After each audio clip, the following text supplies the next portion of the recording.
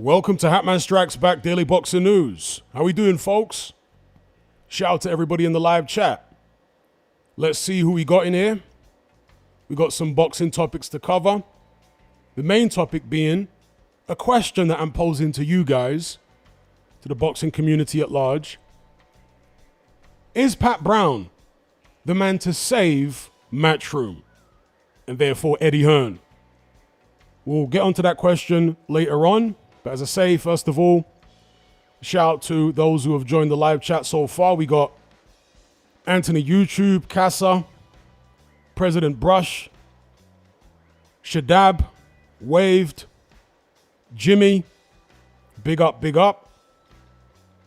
If there's any other boxing topics that you guys want us to discuss, then I'm all ears. Obviously, we will discuss the main topic. Also, in fact, we can start off with this. Bakram Murtazalayev versus Josh Kelly. This fight is apparently done, and it will be promoted by Matchroom. It didn't go to a purse bid. Matchroom somehow got involved, despite the fact that Josh Kelly is promoted by Sauerland, or at least was promoted by Sauerland. I'm not sure where Sauerland now are in this equation. But Matchroom stepped in to work with Murtazalayev's people and apparently Josh Kelly's people to put this fight together. A lot of people were skeptical. They didn't think the fight would happen because the assumption was Josh Kelly wouldn't be on it. He'd be scared. But apparently not. And Adam Booth, by the way, was saying for a long time that he and Josh Kelly really fancied this fight. They were calling for this fight.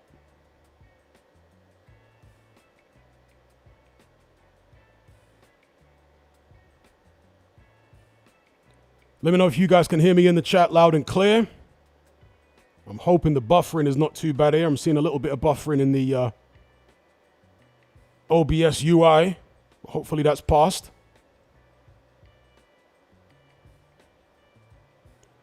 Somebody's asking, did I see the video of Eubanks ambulance being blocked?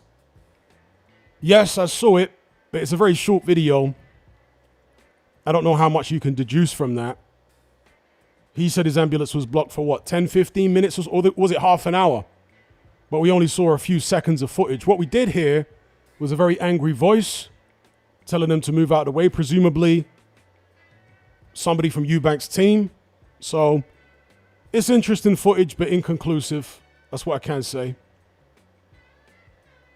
But yeah, what do you guys think of Murtazalayev versus Josh Kelly being made? I fully expect Murtazalayev to beat Josh Kelly, but for some reason, and look, when I say some reason, when somebody takes a fight, they're going to convince themselves they can win it. But according to Adam Booth and Josh Kelly, they've been targeting Murtazalayev for a while now. They could have gone in a different direction, presumably 154 pounds, but no, they've been targeting this fight. Do they know something that we don't, or do they think they know something that we don't? Or is it simply a case of this was the best financial opportunity for them? What do you guys think? And how much chance do you give Josh Kelly against Murtazalayev? Big up Jonas. Big up LJR. Big up Casa. Rich Franklin, big up. He says no notification, big up.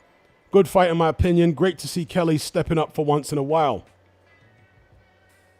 Yeah, Josh Kelly, and I mean no disrespect to the young man at all, but he's like the poster boy for style over substance, isn't he?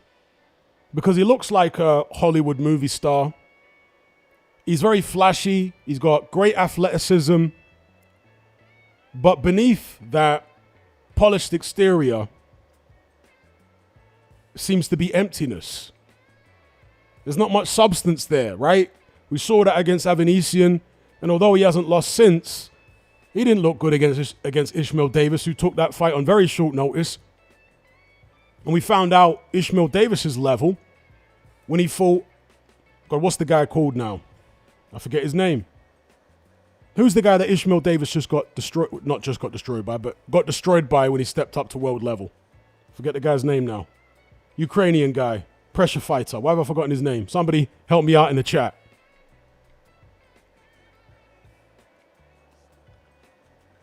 Shout out to Rory. Shout out to James. James says, the Dark Lord talks nonsense. Big up Rory. Long-time listener.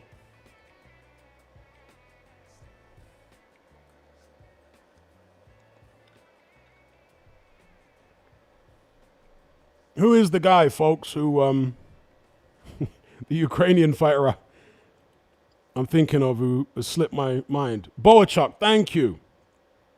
That's right, Boachuk. So hey, Boachuk destroyed Ishmael Davis. Battered him, stopped him, right? The very same Ishmael Davis who gave Josh Kelly all he could handle and came close to stopping him, I want to say, in the final 2 rounds. Boxing is obviously styles make fights. It's chess, not checkers. It's rock, paper, scissors. But I can't see anything past a conclusive victory for Murtazalayev. But at the end of the day, Josh Kelly hasn't fought for a world title yet. So at some point, they're going to have to roll the dice, right?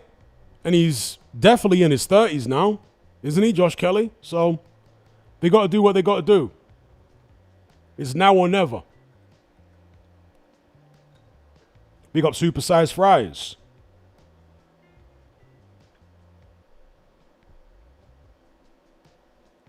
Big up Afro Jam.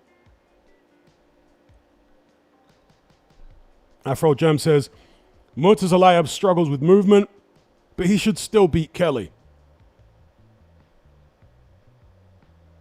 Big up James Clifford for the super chat. He says, get the likes up. I'm doing some gardening. Big up James Clifford. Got green fingers over there. Big up. He's a horticulturalist. Is that the right word to use? Big up Mr. Luca. He says, anyone see that elusive dude say about Usyk should fight Partridge because it's more historical or whatever? No idea who elusive is, so I didn't hear that comment. I guess he's a Partridge fan. Big up Supersized Fries. He says, how's life in your new country? Any cultural shocks? No cultural shocks. I always thoroughly research wherever I'm moving to before I go there. So no shocks, but some cultural quirks. The way they use certain words is very different to the way they use it in other parts of the world, so you can get a little confused because they reappropriate certain words. Some would say misappropriate certain words and use them in a different way. That is a little confusing at times, but I'm getting used to it. And overall, I'm loving it here. It's been a great experience so far. So big up Supersized Fries. Thanks for asking. Casa says, Boachuk's got decent power, especially in the right hand. Michael Maloney thinks that Boots Ennis will take over light middle. We shall see. Big up Matt Borgerson in the chat. He says, casual question about Gervonta. Do you think we will see the Lamont Roach rematch eventually? I kind of do. I just think he's on his Broner phase. Well, can somebody confirm in the chat whether the Jake Paul Gervonta Davis fight is off now? Because I saw Dwyer just upload a video saying it's off. Is it definitely off because of the domestic issue that Gervonta Davis has? I think it's a civil case that's being brought against Davis, not a criminal case. Correct me if I'm wrong.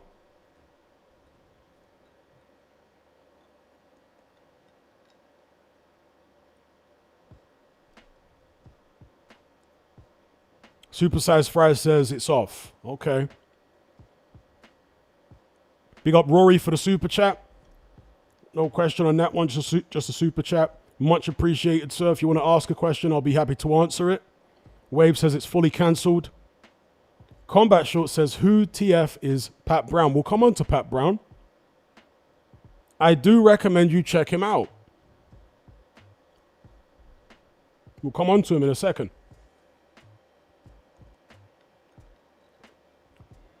Oh, wow. Shudab says, Yeah, it's official. They're looking at Ngannou to replace. If Ngannou replaces Gervonta Davis to fight Jake Paul, as long as Ngannou's got sufficient prep, he beats Jake Paul all day long. Oh, yes, he does. Even at his age, what is he, 40 now? Bro, he beats Jake Paul all day long if he's properly trained, in my opinion.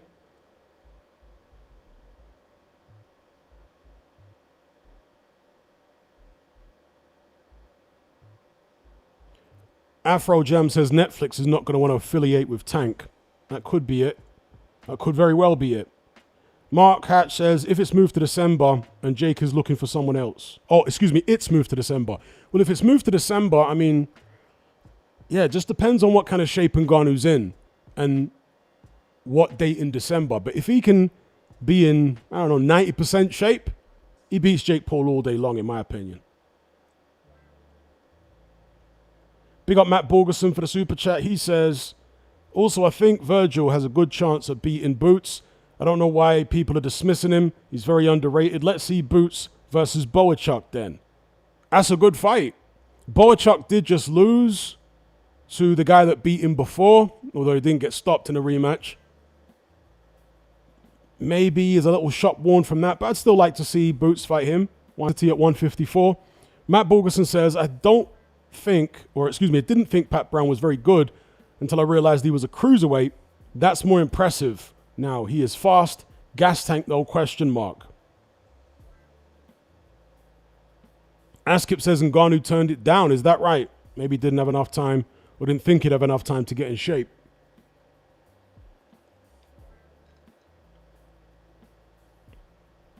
Even Uncle Phil says Pat Brown is the new Johnny Fisher, nothing special. I disagree with that. So let's get on to Pat Brown then, right? We can talk about other boxing topics, no problem. But I want to give you my take on Pat Brown. So the title of this stream, Pat Brown, the man to save Matchroom, question mark.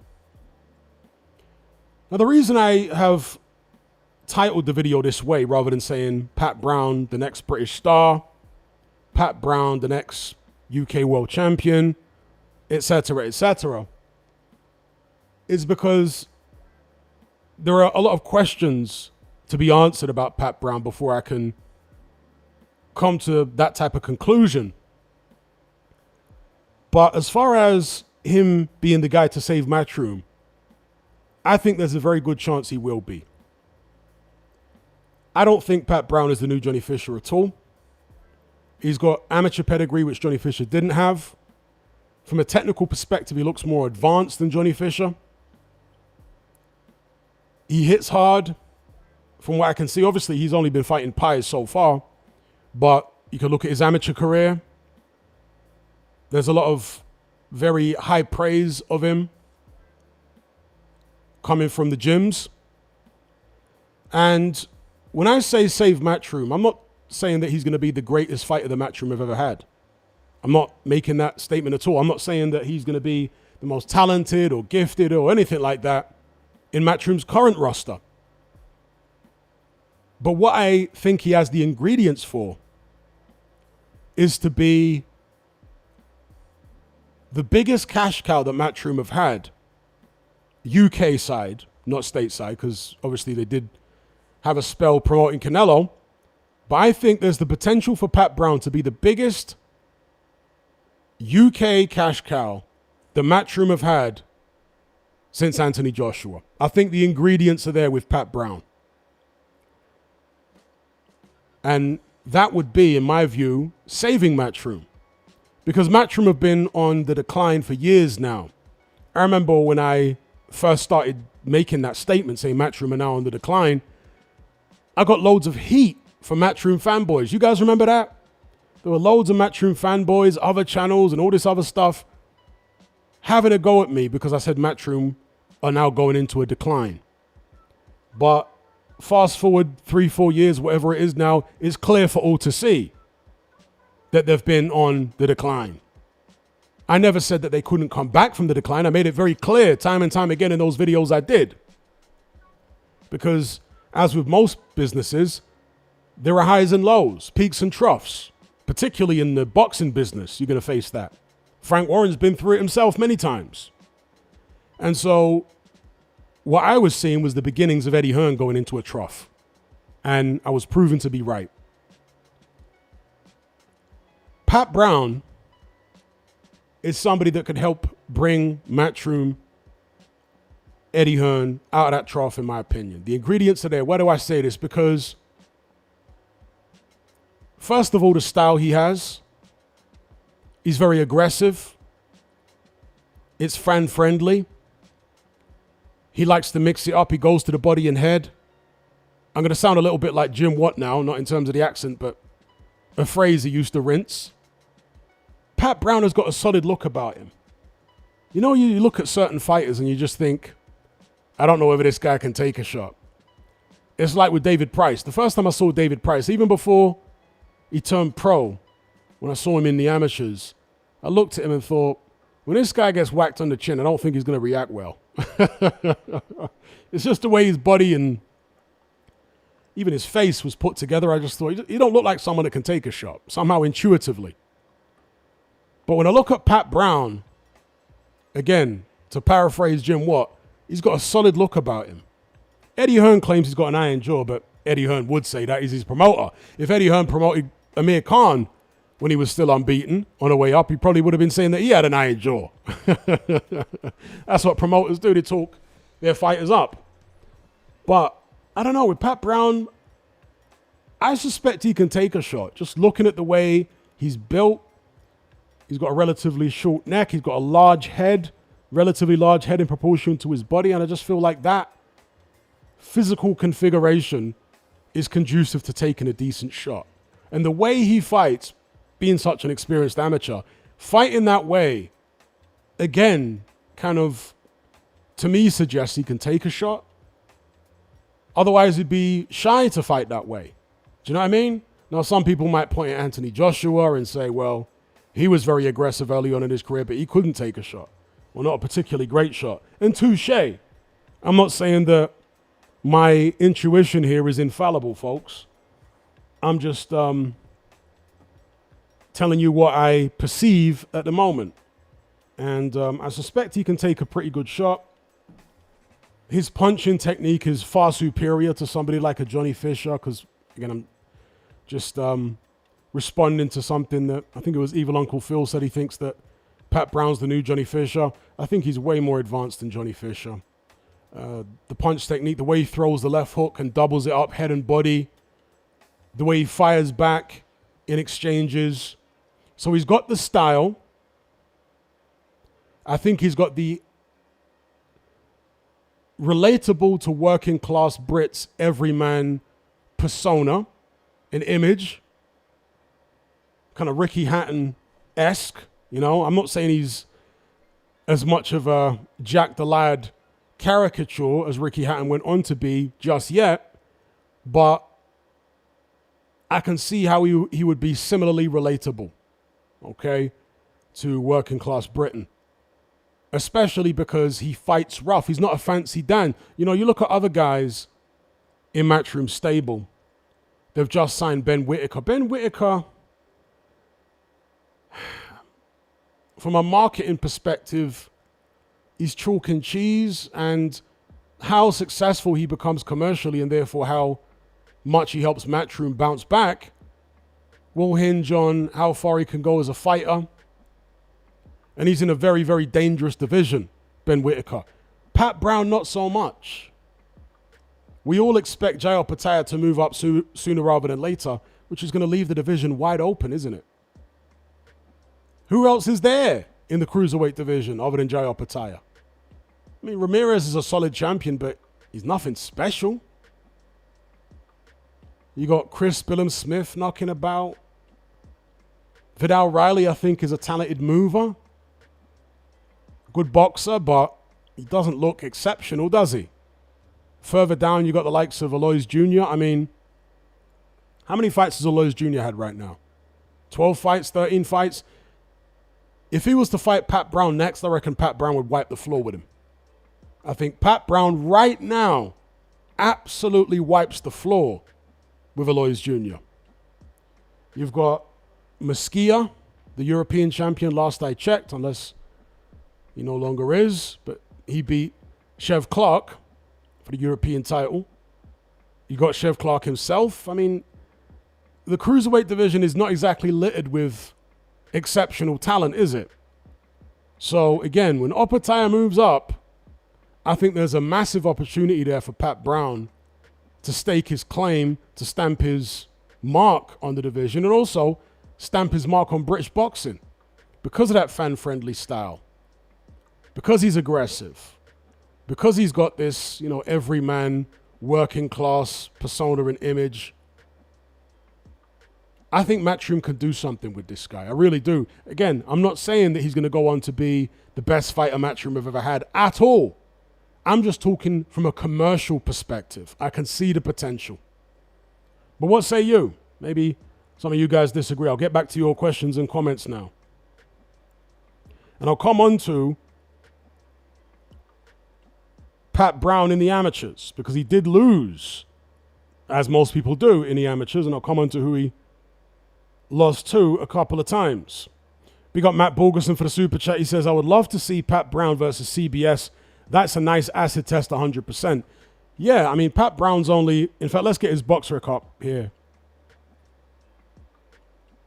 So this is Pat Brown's box rec. He's only 5-0. So a CBS fight at this stage is probably a bit premature. He's only 25, Pat Brown, 5-0. A CBS fight may be 5-6 fights down the line, as long as CBS is still floating around world level. And when you're a prospect like Pat Brown is, you should be having at least 5 fights a year. Meaning, he could be fighting CBS within the next 12 months, or at the most the next 18 months. And if he were to get past the and it would be a good fight. I agree with you, Matt. I think from a stylistic perspective, it would be an absolute barn burner. And again, I can see when Pat Brown's ready, a bit more seasoning, I can see him beating Chris Billam-Smith. As tough as Chris Billam-Smith is, Pat Brown is like a more dynamic version of CBS. He's got quicker hands. His punch technique is more polished. CBS's looks a bit rudimentary at times, a bit mechanical. Whereas Pat Brown leans his body in a particular angle when he throws that left downstairs. Almost like a Mexican fighter, So I think Pat Brown has got a higher ceiling physically than CBS. It remains to be seen whether he's got the kind of toughness that CBS has, because CBS is a ridiculously tough man, as we've seen over the years.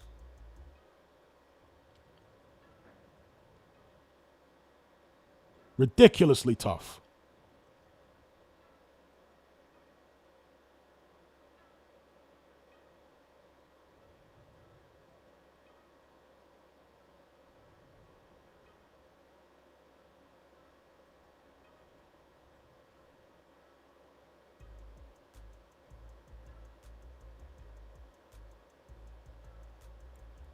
So, like most fighters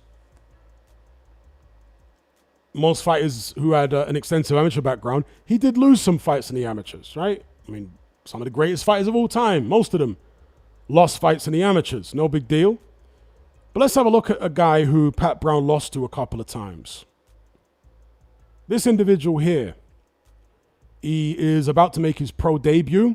Okay, so his boxing record on BoxRec has got no fights, no losses, no draws, because he's about to make his pro debut. He's a Brazilian fighter called Cano Marley, being his middle name. Is it Mercado? Is that how you pronounce it in the Portuguese? Mercado or Machado or Machado? I'm not sure. I'm going to call him Mercado. So this Brazilian fighter fought Pat Brown a couple times. The last time was in 2024, and he beat him on a majority decision over 3. Prior to that, he beat him on a unanimous decision in the unpaid ranks. I haven't been able to find footage of the Pat Brown, and the guy goes by the name Marley on his box rec. I guess he feels like Marley will be a more marketable name for Western audiences. So I haven't been able to find footage of either of the Pat Brown Kino O'Malley fights, but there is footage of Kino O'Malley or Kino Mikado fighting another Brown in Daniel Brown, who was is an American amateur. You can see that on YouTube. And from what I've seen of Mikado, he is a tall, rangy, awkward fighter in a similar mode to the stereotypical Cuban. And it's kind of unusual because you don't see many world-class Brazilian boxers, amateur or pro. Most Brazilian young men who want to go into fighting, they go into jiu-jitsu or various other forms of mixed martial arts. Very seldom do they go into boxing. There have been some over the years. Acelino Freitas is one of the better examples of a very good Brazilian fighter as a pro. But yeah, for the most part, you don't tend to get a lot of good Brazilian boxers. Yeah, they tend to go into, the young men out there who want to fight tend to go into jiu-jitsu and other forms of mixed martial arts. Well, jiu-jitsu isn't a mixed martial art, but you know what I mean. They tend to go into mixed martial arts or jiu-jitsu. So, yeah, unusual, but maybe he has the blueprint to beat Pat Brown since he did it twice in the amateurs, even though it's only over 3 rounds. Is that the kind of opponent that Pat Brown's going to struggle with in the pros in future? We shall see. But for those of you who want to look him up, Kino Mikado beat Pat Brown a couple of times in the unpaid ranks, both times on points. Same height, 6'3", 24 years of age at the time when they fought. So he's making his pro debut. You might want to keep an eye on him. But yeah, getting back to Pat Brown. What do you guys think? This was his win over the weekend. He fought a guy called Felix Valera. The zone commentary team, as you would expect, were hyping it up to high heaven. To me, watching Pat Brown against a guy like Valera, I'm basically watching him hit the heavy bag. Right? No disrespect to Valera, but Valera, an old man who started his career at, I think, super middleweight. And here he is pushing 40 up at cruiserweight fighting Pat Brown. I can't exactly get excited over the fact that he beat Felix Valera. Be that as it may, I'm looking at Pat Brown's form in the fight. The way he sets up his shots, the way he throws his shots, the kinetic chain he has, the hand speed, the foot positioning, all that type of business. I'm basically watching him hit a heavy bag, okay? And you can deduce some things from a guy hitting a heavy bag. Obviously, it's not enough to make bold declarations about him and say he's the next coming of whoever. But you can, do a basic assessment of somebody's fundamentals, watching him hit basically a heavy bag, which is what Pat Brown was doing against Felix Valera. And for whatever it's worth, all things considered, I reckon Pat Brown looked pretty good. As I say, I like the way he shapes up, throws the shots. They're inevitably, because of the, like I say, working class British background and persona of Pat Brown, going to be, and also he's from Manchester, so there are going to be comparisons with Ricky Hatton. But Ricky Hatton was a very scrappy fighter, okay? He had good footwork. Ricky Hatton's footwork, to me, was always more impressive than his handwork, his punches. His footwork was always better to me than his punches. His punches were always very scrappy, didn't always deliver the shot with a knuckle, didn't turn his shots over. Do you know what I mean? Very, very scrappy work. Pat Brown is a far more clean puncher than a Ricky Hatton. Gives himself the space, turns the shots over better. I can't tell you he's going to go on to be as successful as Ricky Hatton because it's not all about punch technique. There's more to it than that. But from an aesthetic perspective, right, just a visual perspective, Pat Brown's style is more pleasing to the eye, for me anyway, than Ricky Hatton's style was. He's less of a smotherer, Pat Brown, and he's more of a clean puncher. So that's my take on him.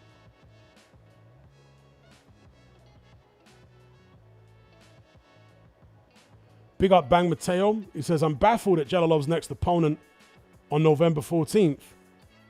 Enlighten me, please. Who's he fighting on November 14th? Is it somebody I would know or not?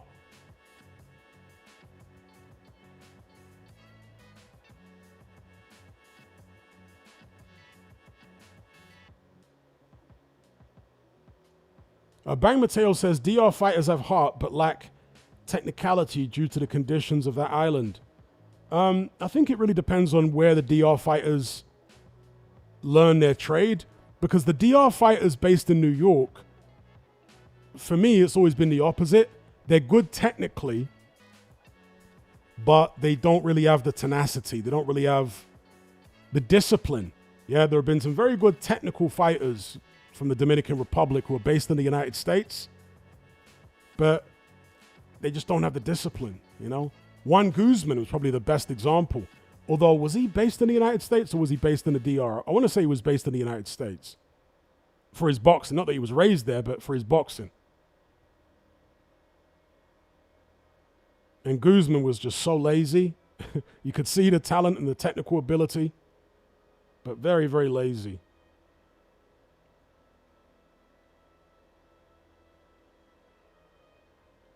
Evil Uncle Phil, he's not convinced by Pat Brown. He says he's learning on the job and he's not going for reckless knockouts, which is good.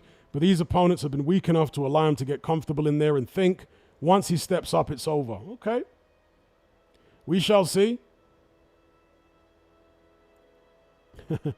Evil Uncle Phil says he's fighting at heavyweight against cruiserweights. Well, to be fair, Valera's really a super middleweight. So you could say it's a heavyweight fighting a super middleweight.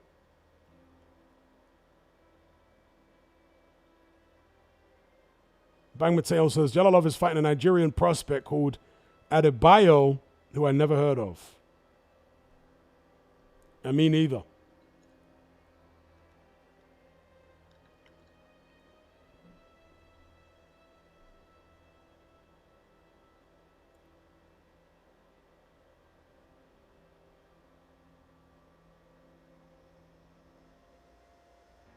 Casa says, you think DR and Haiti will produce more fighters? It's a tough island for real. Well, you know, tough environments don't necessarily produce great boxers all the time because of the infrastructure, right? The infrastructure may not be there. And if an island is so tough and so violent, I mean, a lot of the young men are actually deceased before long. Jamaica's like that. I mean, Jamaica has produced some good fighters over the years, but usually when Jamaican fighters become successful, it's when they get out of Jamaica. Because when they're coming from these extremely dangerous ghettos in Kingston and Spanish Town, bro, the chances of you making it out of there alive when you're an alpha male is slim and none. Either you're going to go to prison or you're going to get badly wounded and that's going to end your boxing career, or you're going to get unalived. So if a place is too rough, then there's very little chance of you getting out of there and being a successful boxer, you know. So similar thing I think applies to Haiti, DR, maybe. There's a lack of infrastructure, but also if it's really, really rough, a lot of the young men are being unalived at a young age who might have had boxing talent, do you know what I mean?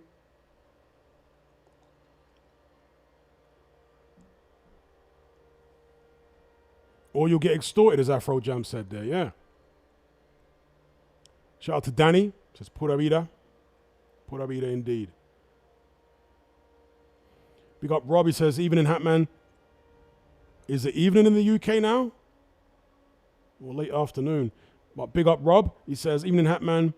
Off topic but curious, do you think David Haye could have become undisputed at cruiser?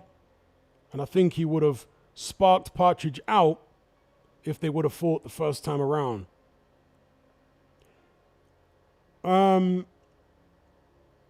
He had 2 of the belts, David Haye, right? He would have had to beat Steve Cunningham and who else? Did Steve Cunningham have 2 belts or 1? By the time David Haye moved up, I forget now. Haye against Cunningham, that's a real, real tough fight. That's a real tough fight. And I'm not sure how that would have gone, to be honest. Cunningham would have been, in my opinion, far tougher than Mormick or Enzo Macronelli for David Haye. So I think David Haye, I'm not saying he ducked Cunningham, but I don't think he fought the most difficult of the champions, at least for his style, when he was fighting at cruiserweight, in my opinion. So Haye against Cunningham, I don't know whether Haye would have got past him or not. As far as Partridge, it's difficult to assess, you know? I want to say I probably lean towards Partridge. Even though he was very inexperienced back then, wasn't quite at his technical peak, I'll probably just edge towards Partridge because I don't think David Haye was at his peak at all. And I think his body was starting to break down at that stage, actually. Big up Matt for the super chat. He says, this UFC betting scandal, boxing too, you think? Please bring me up to speed on the UFC betting scandal. I'm not too familiar with it. What's been going on? A fighter's been betting on themselves and then losing? And there have always been betting scandals in boxing. I mean, every corrupt action or activity that you can imagine has happened in professional boxing at some point. You know what I mean? Professional boxing has been around, what, over 150 years? And there's always been heavy organized crime involvement. So every dodgy scheme and corrupt ploy has been enacted or implemented in boxing at some point or another at some, you know, in some part of the world, including betting scandals. The extent to which it goes on today, who knows? When I say today, I mean like in the West. In other parts of the world, I'm sure it's rampant. In the West, the betting scandals, I don't know. How rampant do you think it is today, Matt?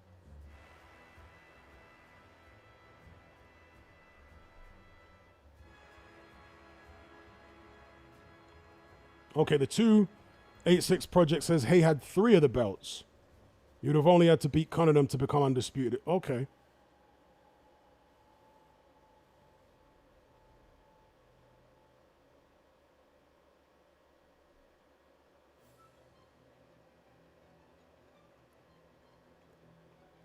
Matt says the FBI probed 100 plus fights being rigged in 2025.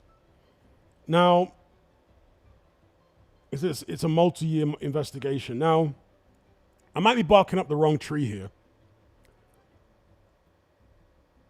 But the question I would want to ask, and I don't know if there actually is any link, but the question I would want to ask is why all of a sudden is the FBI investigating this? Why all of a sudden? Does it have anything to do with Dana White and his buddy Donald Trump looking to overturn the Ali Act? Is it part of some type of pretext to overturning that act? Oh, we've got to do this and we've got to reform boxing, we've got to reform the laws in boxing. And because as I understand it, and it's not necessarily an overturning of the Ali Act, but a modification of the Ali Act. It's not just regarding the ability to act as a fighter's promoter and manager. There are other aspects of the Ali Act that are looking to be modified too. And so, could this be a smokescreen? I'm just asking a question. I'm not making any assertions here. But could the IBF investigating all this corruption in boxing have anything to do with Dana White and his buddy in the White House looking to modify the Ali Act and trying to find a justification for modifying the Ali Act? Because I do find the timing of FBI investigating all these fights very interesting. So that's the question I would ask. Big up Evil Uncle Phil for the super chat. He says, have you seen AJ's interview with Lady Chan? The interview is from July and he went under the radar, or it went under the radar. He indirectly seems to blame Davison for for the last L. Big up Alvshill for the super chat. He says, content appreciation. Long may you continue. Much, much love for the support. Big up every time. Alvshill. I haven't seen the interview with Lady Chan, Evil Uncle Phil. I'm going to check it out because AJ interviews are usually boring, but sometimes they're very bizarre. And that bizarre aspect of them can make them entertaining, at least in small doses. So I'll check it out and see what I think, whether he's kind of insinuating that Davison was to blame for the L.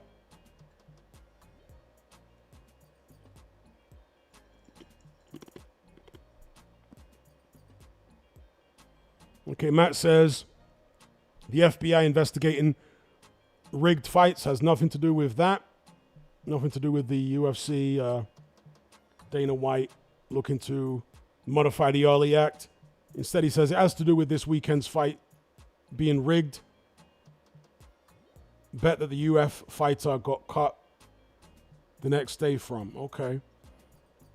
But that's the thing, Matt. If it is something to do with the overturn or the modification of the Ali Act, they need a smoke screen because there's a lot of backlash against what Dana White is trying to do right now. So in situations like that, when you have friends in political office, you're going to try and create a pretext to justify what you're doing. I just find it very, very interesting that the FBI have come up with all of this data about, 100 rigged fights? You don't come up with that kind of information overnight. You would have had to be investigating for months or years to come up with evidence of 100 rigged fights.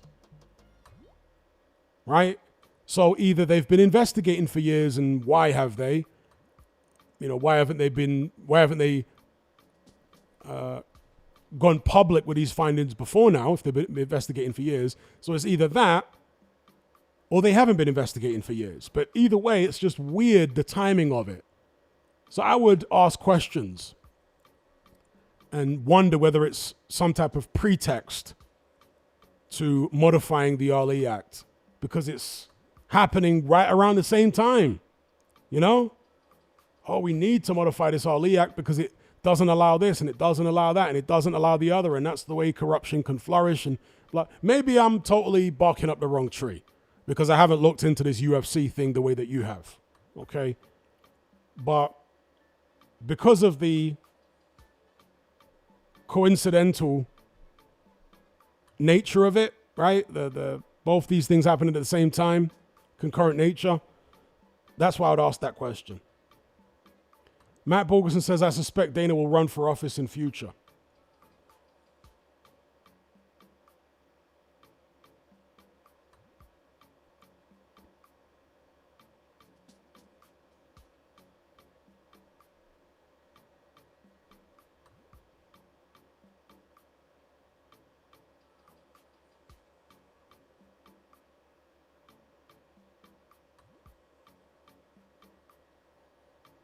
Shout out to everybody in the live chat.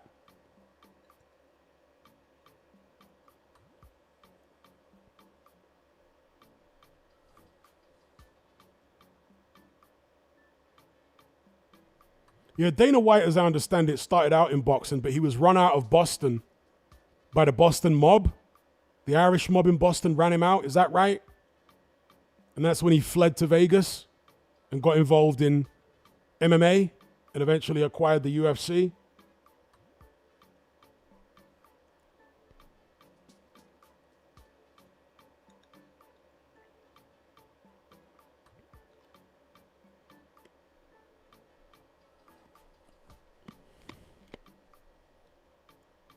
Tony S. says, what do you think about Caballero's choice of opponent? Well, I really don't know much about him, but ostensibly, Caballero is doing what some people, in retrospect, think Joseph Parker should have done, which is to sit on his position as interim champion rather than risk it against another top contender.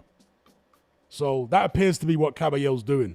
Just sitting on his position, not looking to risk it and waiting for his title shot to be called.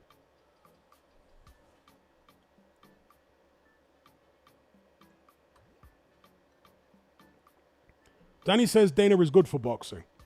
Here's a counter argument, because presumably you're basing it on the notion that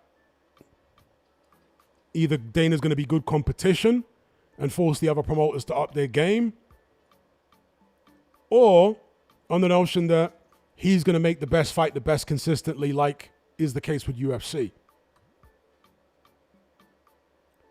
UFC is on a downward trajectory now. One of the reasons, in my opinion, is because there are other MMA promotions on the rise, and also so many MMA fighters have seen the complaints of some of the greats of being underpaid for years, and they've seen the kind of money that can be made in professional boxing. In the relatively short term, yeah, a guy like Dana White, if he can get the best to fight the best, may be good. But when you're underpaying fighters to the extent that Dana White has been in UFC,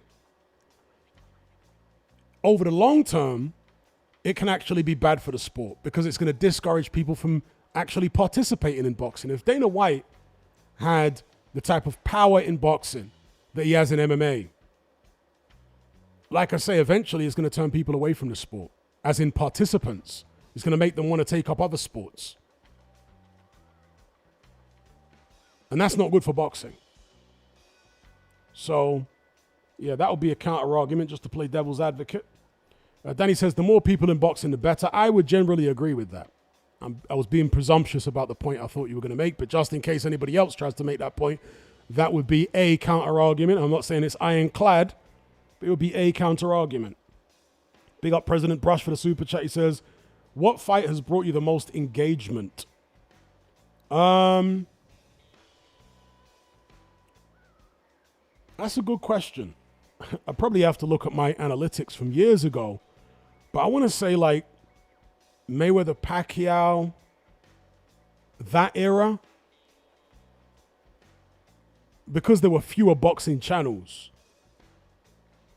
I would get a lot more views per video.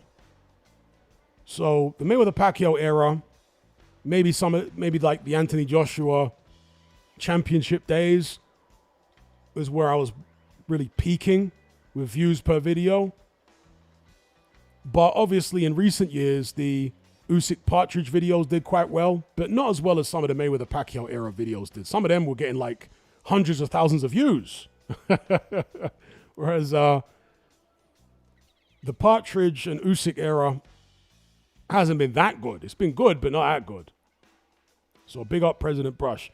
Shout out to James for the super chat. He says, best boxing channel on YouTube. Have been one of the inspirations for starting my own podcast, mostly UFC fighters on, including Ken Shamrock, but have a couple of boxers, including Love More and Do. It's cool for the lads. Big up James. I'll definitely check that out.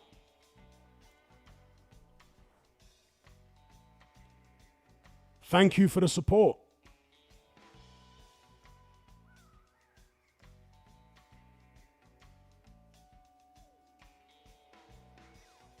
I remember Love More and Do. And Ken Shamrock, of course, an MMA legend.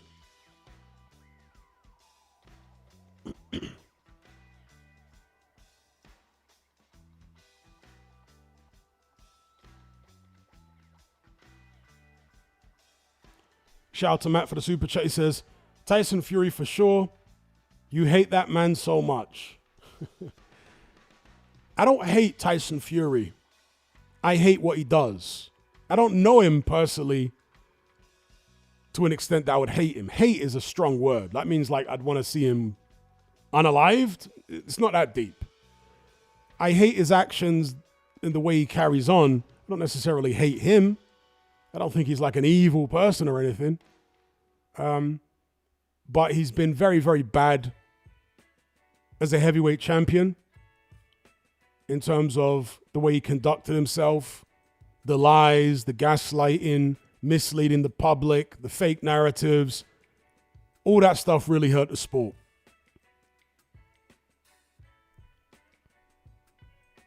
But big up Matt for the super chat.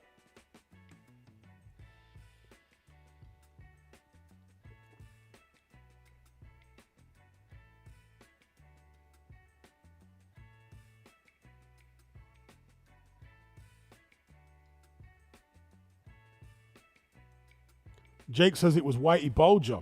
Is that the guy that actually ran Dana White out of Boston? Was it Whitey Bulger himself?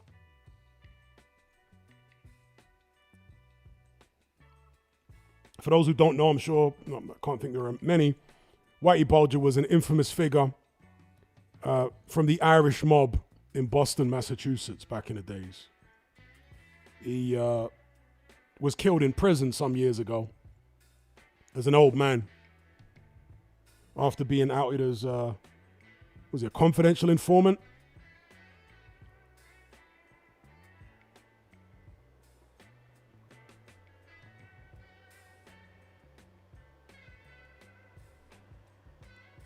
Let me just refresh my page here. It's not updating the chat. Some annoying reason.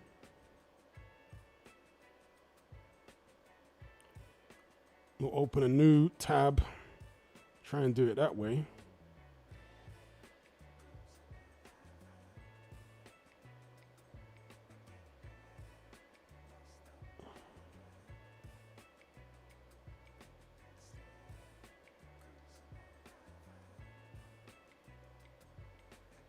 Shout to everybody in the live chat. Danny says, no, it was his right-hand man. Not Whitey himself, who ran Dana out of Boston. Well, either way, I'm sure it was a very scary individual. So definitely can't question Dana White's manhood for fleeing from that situation. You know what I mean? that man was savages.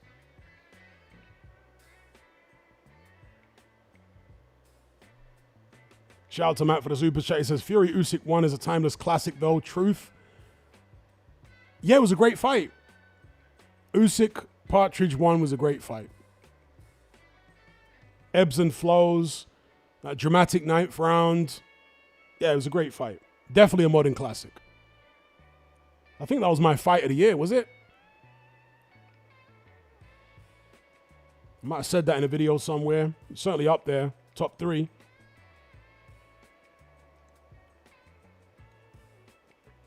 Ed Ellaby says, would you say Partridge is the worst heavyweight champion? Depends what you mean by worst. Not in terms of talent, obviously. He was a very talented heavyweight champion. But in terms of negative impact on boxing culture and fan perception, one of the worst for sure.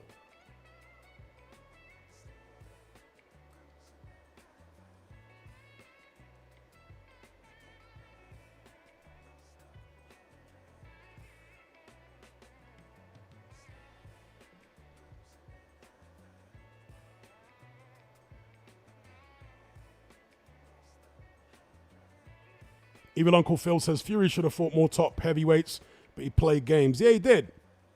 He wanted the credit for being a throwback, old school, cut from the same cloth as Muhammad Ali, Joe Louis, Rocky Marciano, Mike Tyson type champion. He wanted the credit for being that type of champion without actually putting in the work.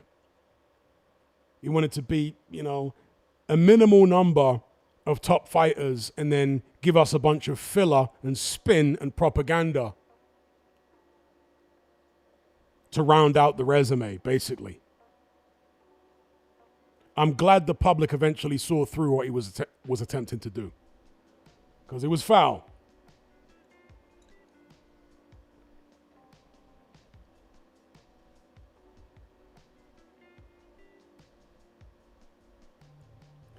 Wave says, do you care about Tank versus Jake being cancelled? No, but maybe I'm being short-sighted. Maybe there would have been a tremendous revenue opportunity there for me as a content creator. Maybe doing a live watch-along for Paul versus Tank or post-fight would have got me, crazy views. £400-500 revenue from the stream, maybe, you know? Perhaps that's optimistic, but yeah, maybe it would have been lucrative for me. But as a boxing fan, I don't care, just from a fan perspective, about that fight being cancelled. It was a weird freak show fight.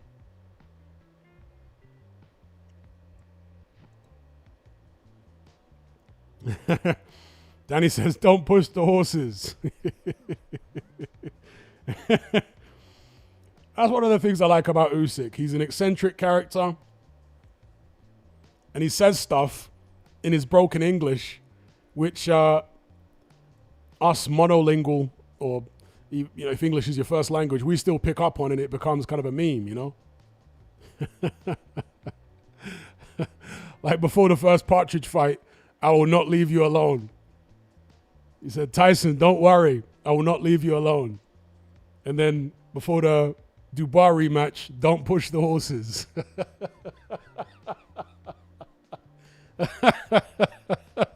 And he always says this stuff with a smile on his face. But he has that kind of, his eyes and the smile look kind of sinister when he says it.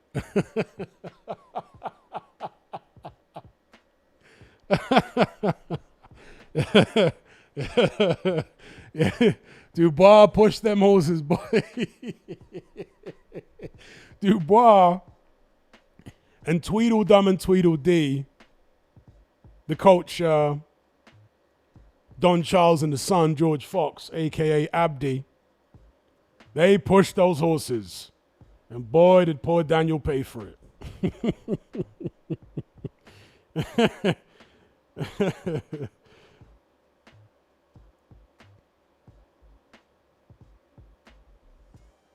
Afro Jam says, cut from the same cloth as John Fury. Well, literally. Literally.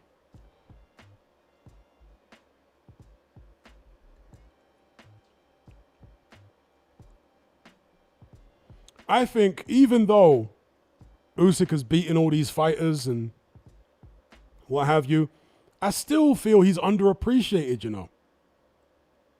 I think over the passage of time, long after he's retired from the game, is when people will start to appreciate him more. But I still feel like Usyk's underappreciated. There's never been a time, because he's not part of the Anglosphere. I think it's as simple as that. Earlier on, it was also to do with the fact he was a cruiserweight. There's always been this kind of prejudice against cruiserweights. They shouldn't be beating the big men. That's the kind of angle that a lot of fans and pundits come from. But now I think it's just because he isn't part of the Anglosphere. He's just underappreciated, man. You know? He's underappreciated.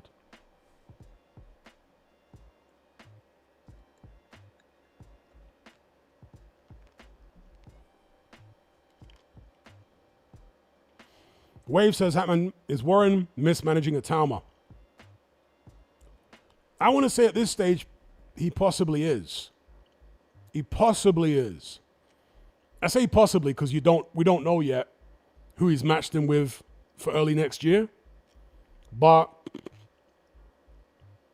I would like to see him out more often, even if it's just little run-outs to stay busy in between fighting step-ups. I think activity, particularly at his age, is key. You want to keep that momentum going, especially since his fights are so short, you know? He's blasting everyone out in a round or two. So you got to keep him out regular.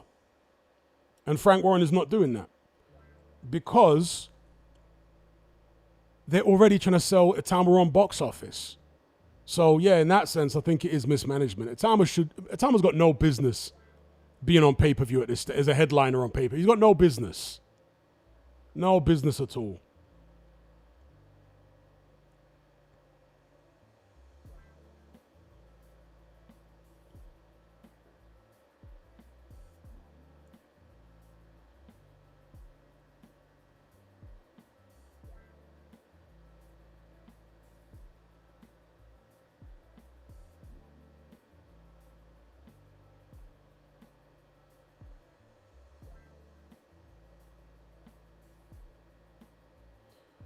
Well, there you go. Yeah, that was Partridge's justification for not wanting to fight Usyk.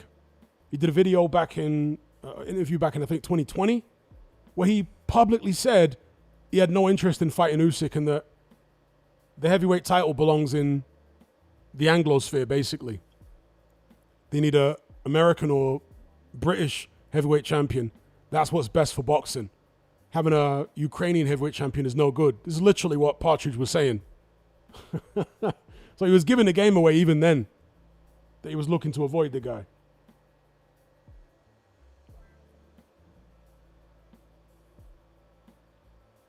Tommy Two Dogs says, do you think Atama will eventually fight Torres? It's hard to say because Torres looks so vulnerable. But if they were to fight, let's say in the next 18 months, I'm picking Atama to knock him out.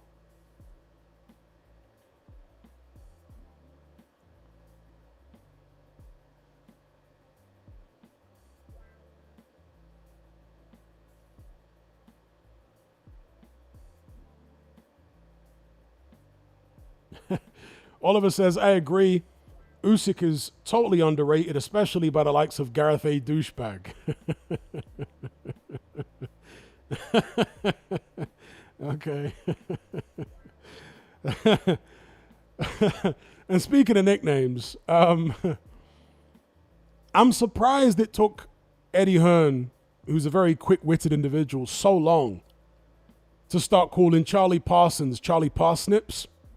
Because I've been calling him Charlie Parsnips for ages, for at least a year. I've been calling him Charlie Parsnips. And apparently, again, this doesn't surprise me because Parsons sounds like parsnips. It sounds so close, like parsley or parsnips. Parsons revealed in that interview that he used to get called Charlie Parsnips at school. Again, doesn't surprise me because it seems the obvious thing to call him. I'm just surprised it took Eddie Hearn so long to catch on to that name, you know? Charlie Parsnips.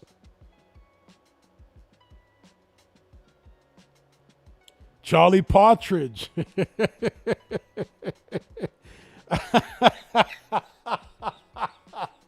Whoa. Charlie Partridge.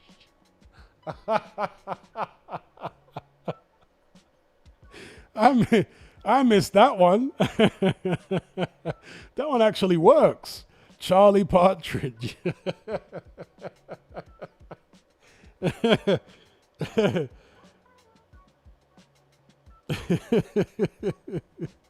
Charlie Partridge.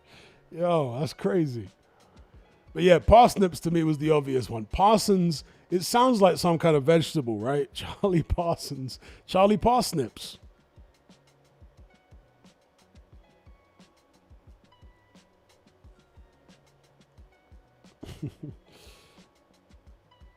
Damn. Shots fired. Afro Jam says Hearn too busy worrying about his wife and girlfriend. Shots fired.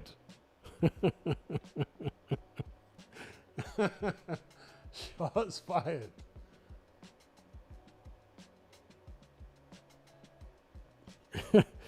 Create your emotions, says Partridge. Laughing my ass off, just spat my tea out. Yeah, Charlie Partridge is crazy work. That's crazy work. Charlie Partridge.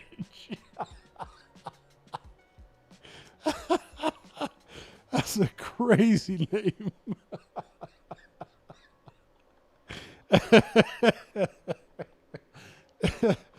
That's crazy, bro. Charlie Partridge. It sounds like someone from, I don't know, the 1920s or something in northern Britain, or I don't know, it's crazy. Charlie Partridge.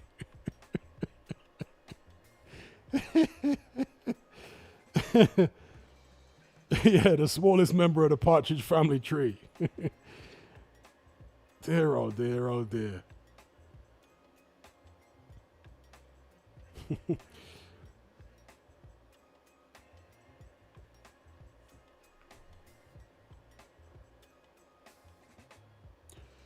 Ed says, if JR Pattaya moves up, will Bricktop let Moses Hatama fight him? I think if there's titles involved. Otherwise, no. I suspect not.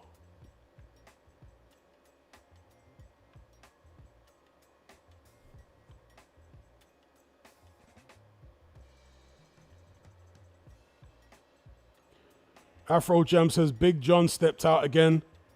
Tommy not the only oddball. Michael asks, what background in boxing does Parsnips have? Bet 0 amateur fights. I suspect you're right. He probably visited a boxing gym or two in his time and maybe had a little move around with another novice. But I don't think you need to have a background in actually fighting to be a good interviewer or even a good analyst.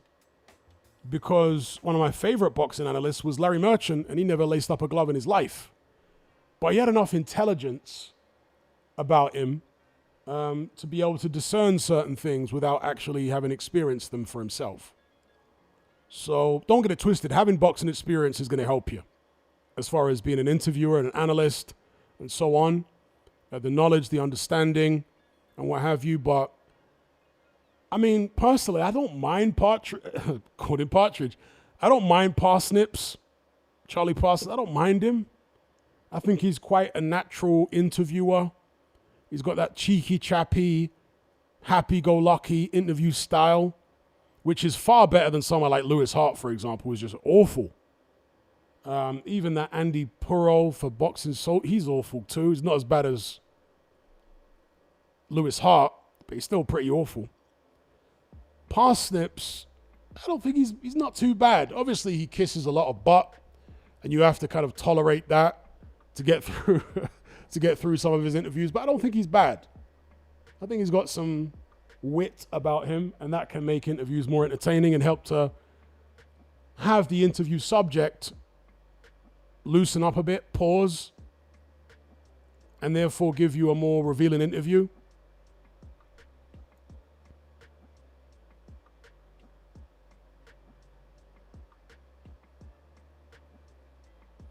Mark says Charlie Parsons had a dozen amateur fights. Is that right? Okay. Mark Odell says Parsnips actually has a boxing background. Ed says Umar Ahmed ain't great. I used to quite like Umar on IFL, but these days, since he works for Frank Warren under Box Nation, yeah, he just shrugged his shoulders at his interviews now, don't you?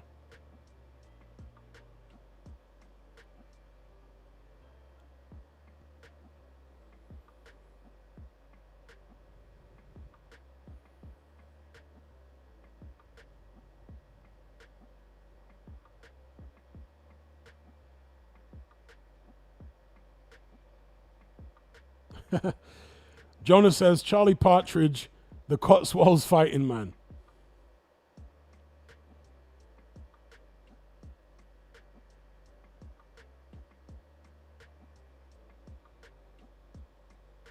Afro Jam says he is like Shalom, some type of plant. Okay.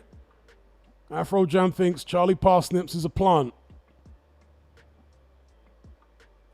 Mark Odell says Parsons was 12 and 18 as an amateur. So I guess he didn't have an amateur background then. Because you said he had 12 fights. Well, 12 plus 18, that's 40. Excuse me, 30. My math's all sorts of messed up.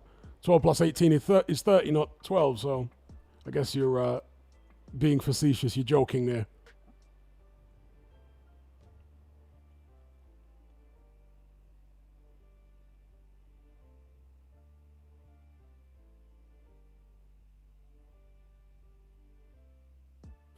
Show me how you get down. Sorry, I just was reminiscing on some old school funky house for a second. Anyone remember Migraine Skank?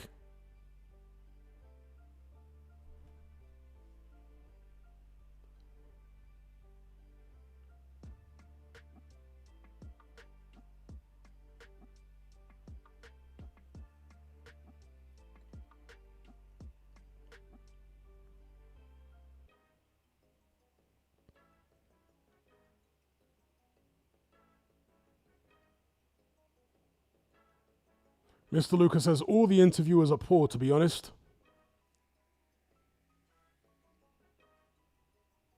Afro Jam says, of course. I guess he's talking about migraine skank. There you go.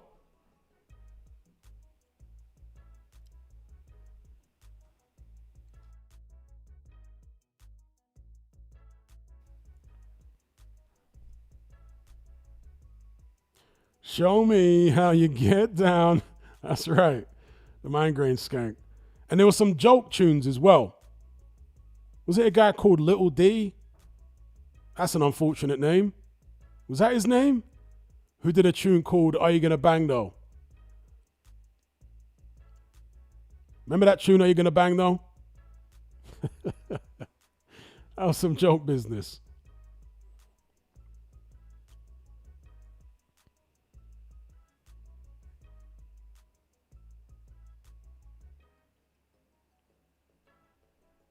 In fact, let me bring up the lyrics for Are You Gonna Bang Though?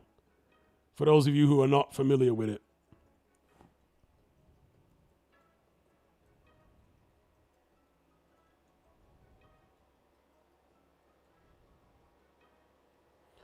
Are you gonna bang? Yeah, here we go. Okay, not Little D, Funky D. So the lyrics.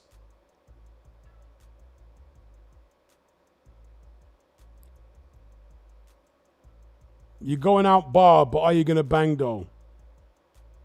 Camellia, but are you gonna bang though? 5-star hotel, but are you gonna bang though? Money in a flat, but are you gonna bang though? But are you gonna bang though? Red iPod, but are you gonna bang though? Red IPs, but are you gonna bang though? By the bar, but are you gonna bang though? Lylan Scott, but are you gonna bang though? Name on your top, but are you gonna bang though? Armani jeans, but are you gonna bang though? Are you gonna bang though?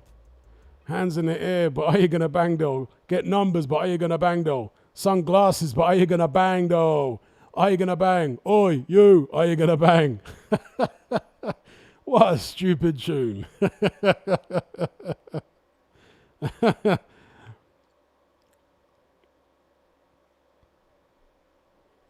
It was like an Ayanapa. It was it was the Ayanapa anthem for all the dregs of society. Afro Gem says, who made head, shoulders, knees, and toes? I'm not sure. I remember the tune.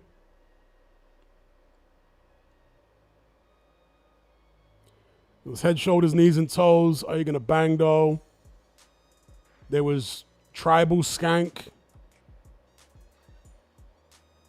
TC says Pat Brown is a real bad man.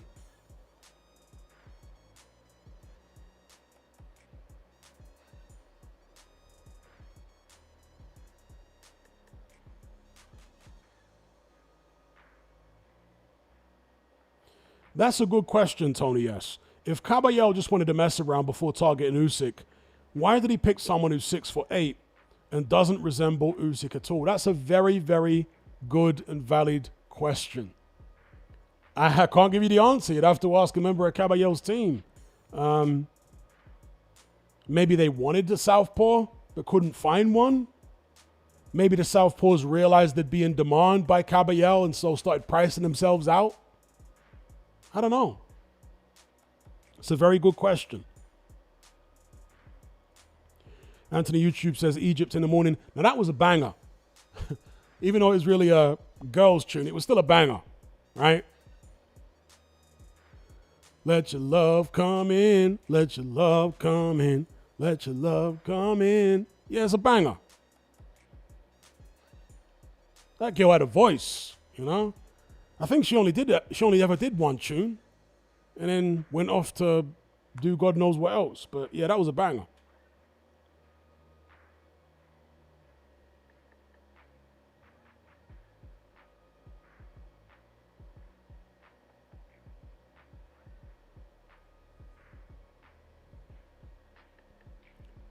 Michael Maloney says Caballero can't sell.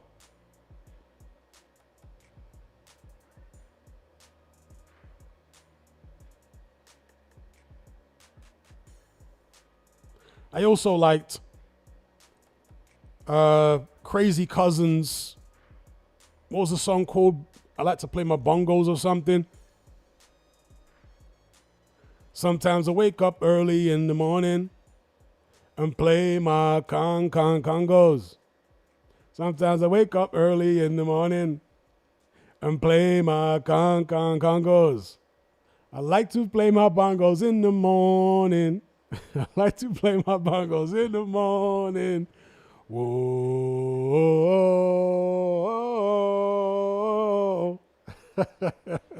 Fire.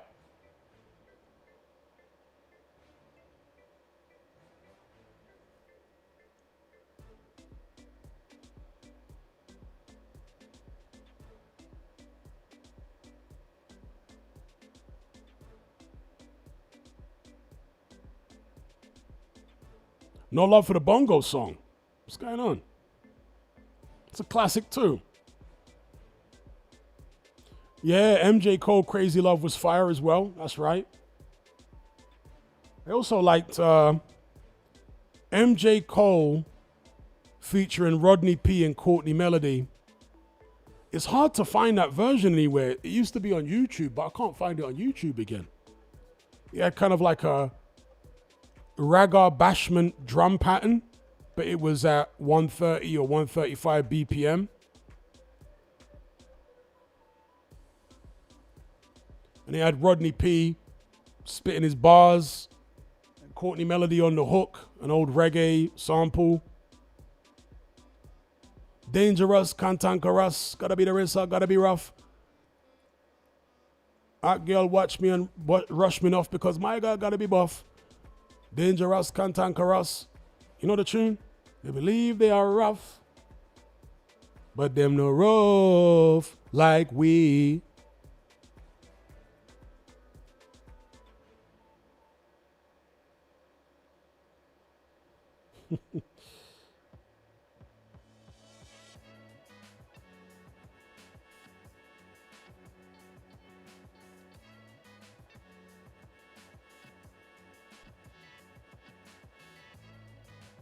Anthony YouTube says, I'm going to listen to it now. Yeah, man. The funky house era was a nice era. It was a vibes era. People weren't going out to look for trouble.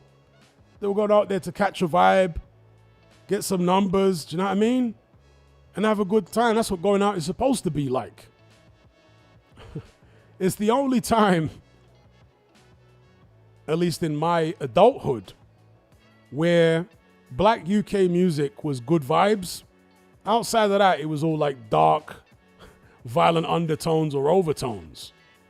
But during the funky house era, it was good vibes.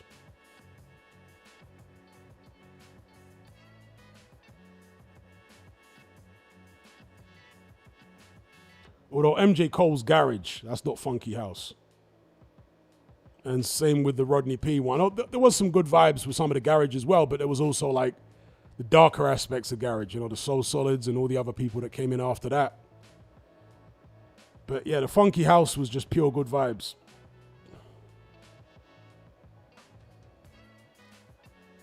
And of course, one of the anthems that came out of the funky house era was Doneo, Doneo. You guys should know the tune right off the bat. Doneo, Doneo. We're gonna party hard. Everyone knows that bass line. When that bass line drop in the dance, madness. We're gonna party hard, hard. We're gonna party hard.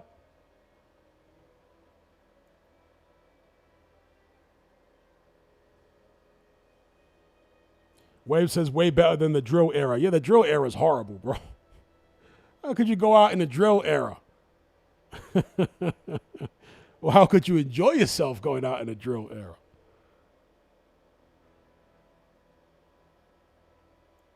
Because there isn't even any humor in drill. You see, at least with the grime era, even though a lot of the music was violent, there was also like fun music, you know, like Bearman and stuff like that, D-double-E. But with drill, it's all so serious. There's not even any fun in it. There's no jokes in it.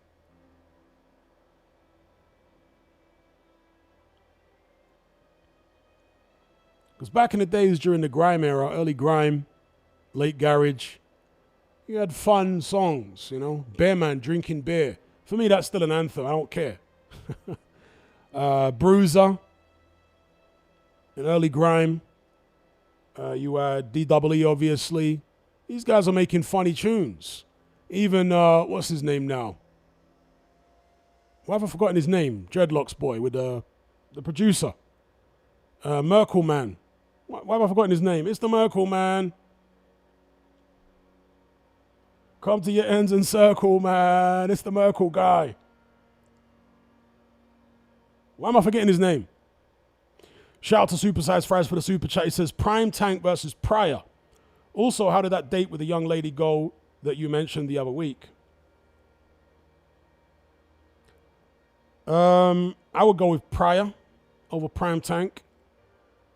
The date went fine. I may be seeing her again tomorrow. I was busy with another one of the girls over the past couple of days.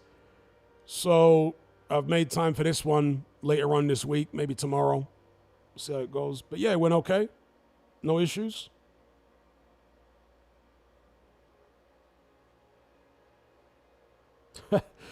Wart says, I assume it's called drill because the sound is unbearable.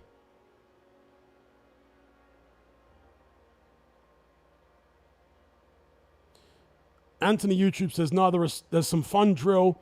Body was fire. Okay, well, I've never heard it. Who's it by? I'll go listen to it, see if I find it funny. Big up Supersize Fries.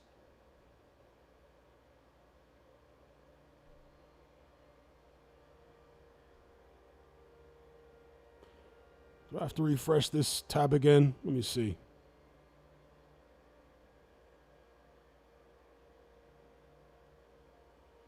Screw up them fists, them no safe. No safe. Oh Lord. Jano. My boy, okay. Mark Hodell says drill is absolute garbage. Afro Jam says now Central seeing them guys look like American ATL people. But to Anthony YouTube again, who is this tune by? The tune called Body. You say it's fun? Let me go listen to it. Because Bear Man drinking beer was a fun tune. I know you like to drink Strongbow because you want to be strong like Bear, but you'll get beat like a bongo. Deep in the woods I'm there, so don't come there. I know you want to drink Budweiser because you want to get wise like Brown, but you'll get murked like an insider when he snitches around the town.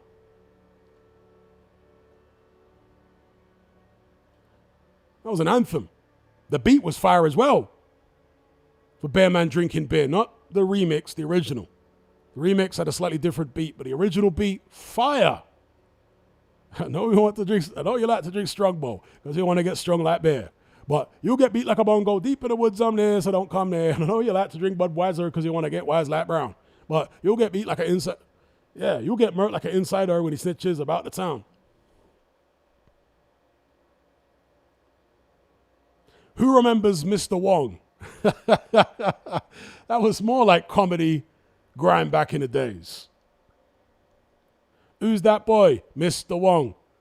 Chinese boy, it's Mr. Wong. 5'8" tall, Mr. Wong. Fresh off the boat, it's Mr. Wong. Who's that boy? Chinese boy, Mr. Wong. I know I took a little bit of time and that's long, but now I'm going to prove him wrong. Anyone remember Mr. Wong?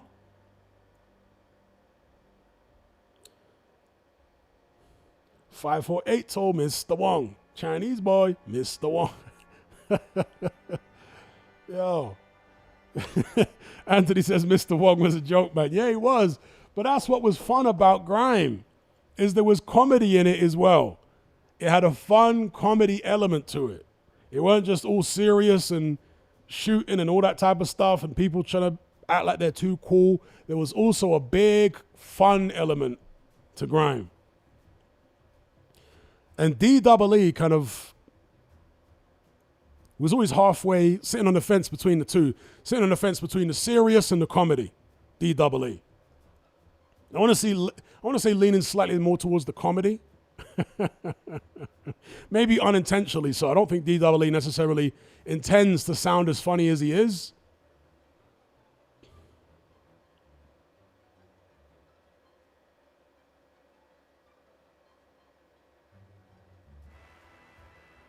Tug of war. Oh my God. The less said about him, the better.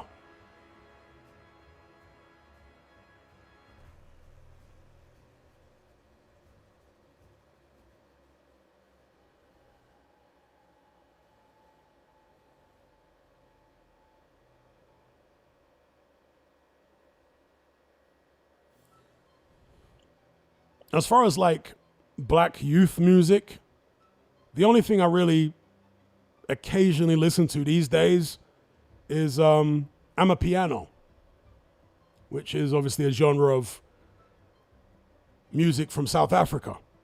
I like the beats in Amapiano. I've got no idea what they're talking about most of the time because they're speaking in their native tongues, Zulu and Xhosa and all these other Southern African languages.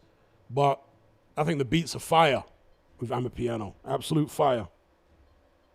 I love the way they use the log drum and all that.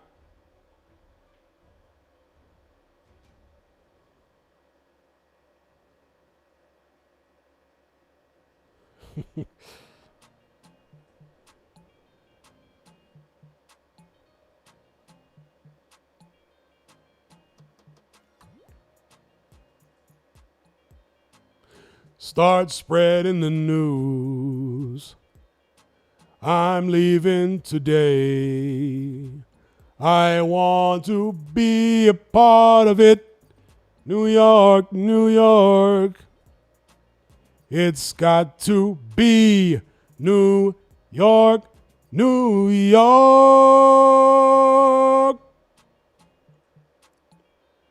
Big up Suited and Booted. He says, evening, sir.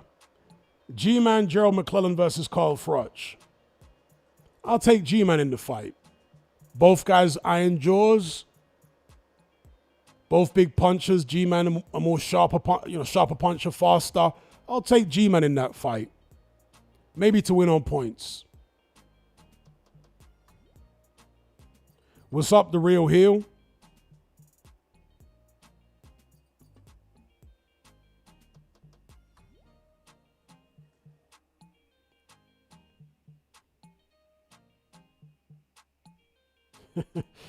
Oliver says, nice vibrato there, Hat Man. This is the end. Ding, ding, ding. Beautiful friend, the end. Who knows that one? This is the end. Ding, ding, ding. My only friend, the end. I'll never see your face again. No safety or surprise, the end. This is the end. Ding, ding, ding.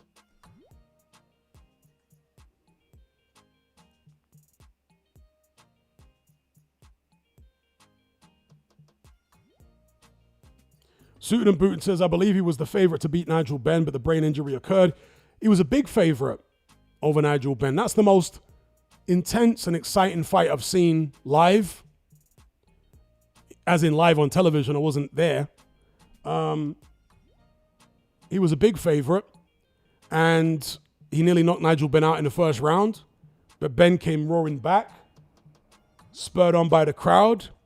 He found a style which McClellan struggled to get to grips with, because McClellan was always a very good straight puncher and good with hooks, but he didn't throw many uppercuts. For some reason, his body wasn't configured in such a way to really be powerful with uppercuts. And so Nigel Benn started ducking low and coming up with these big hooks. And McClellan just simply couldn't figure out the style. And Benn ground him down and damaged his brain and won the fight like that. Okay, Mr. Bean says, Mr. Wong is mates with Eubank Jr. Is that right? That's an interesting friendship.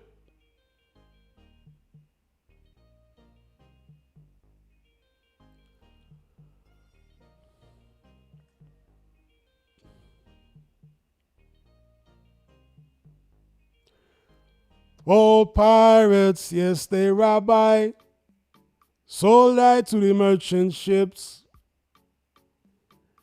Minutes after they took I from the bottomless pit. But my hand was made strong by the hand of the Almighty. We forward in this generation triumphantly. So won't you help me sing these songs of freedom? 'Cause all I ever have, I went off tune there, all I ever have, redemption songs.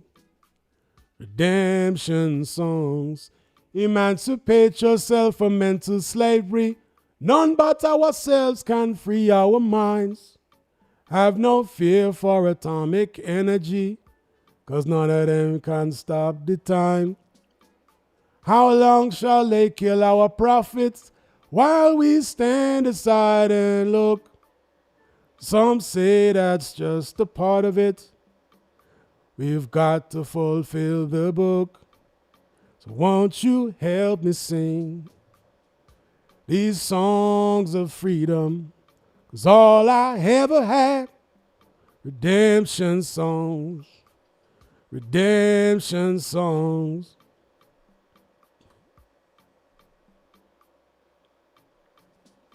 Anthony YouTube says, have you seen the film Him yet, starring Marlon Wayans? I haven't. Have you told me about that one before?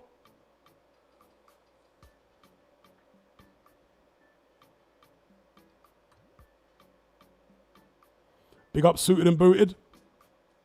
Yeah, if we can run those likes up, be much appreciated. Thank you in advance to all locked in. Big up, big up.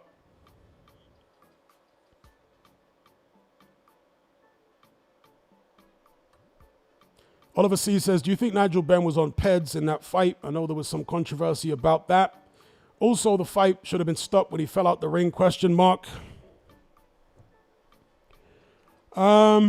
There was a lot of controversy about the fight, a lot of claims that Ben was on something. I'm not particularly convinced by that argument that he was on something, because I think the motivation for a lot of it was the negligence on behalf of, the incompetence and negligence on behalf of Team McClellan. They were trying to shift the blame away from themselves. Do you know what I mean? I think a lot of it was motivated by, in my opinion, Don King. Don King showed a callous disregard for his fighter in the ring after the fight. And as a bit of PR, I think it was incumbent on them to try and shift the blame away. So I'm not particularly convinced by their arguments. I've heard their arguments. I've seen the documentary where they claimed that it was something on Nigel Benn's shoe and he collapsed in the dressing room.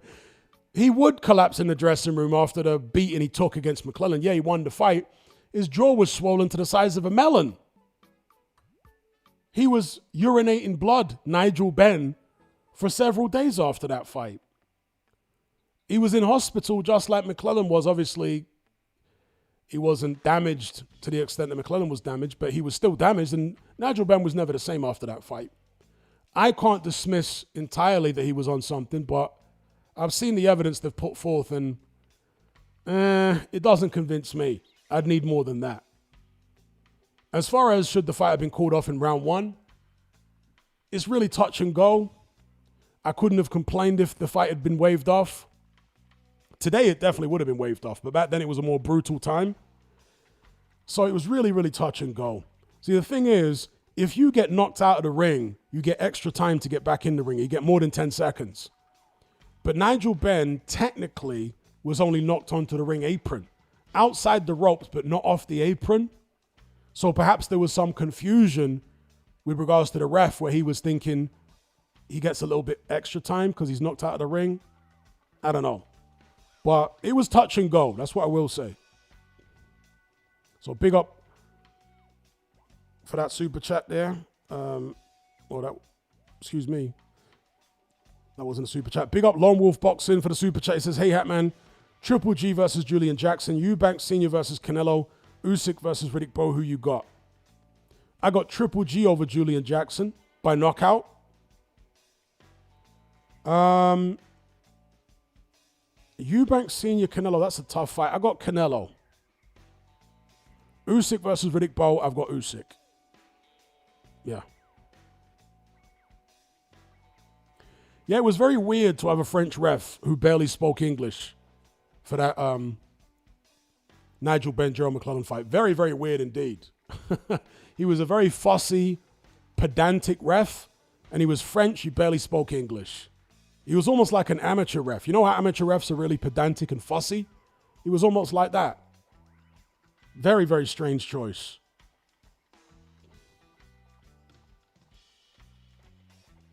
Afro Jam says, who is your favorite whaler? It's got to be Bob. It's got to be Bob. That might not be like the cool underground type answer, but Bob was the man.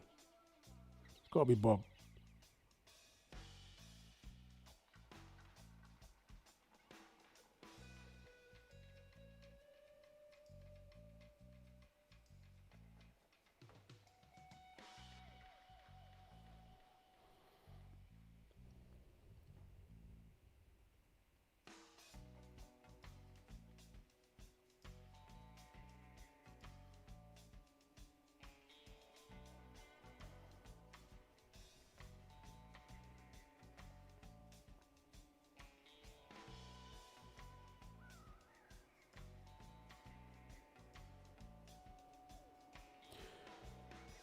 Okay, somebody with a name that I cannot read, I'm just going to call him 1603, says, Ben versus Eubank happening so soon, but I discovered it about a week ago. Where's all the hype? Yeah, what's the date for the fight? I've forgotten myself. What's the date for that fight?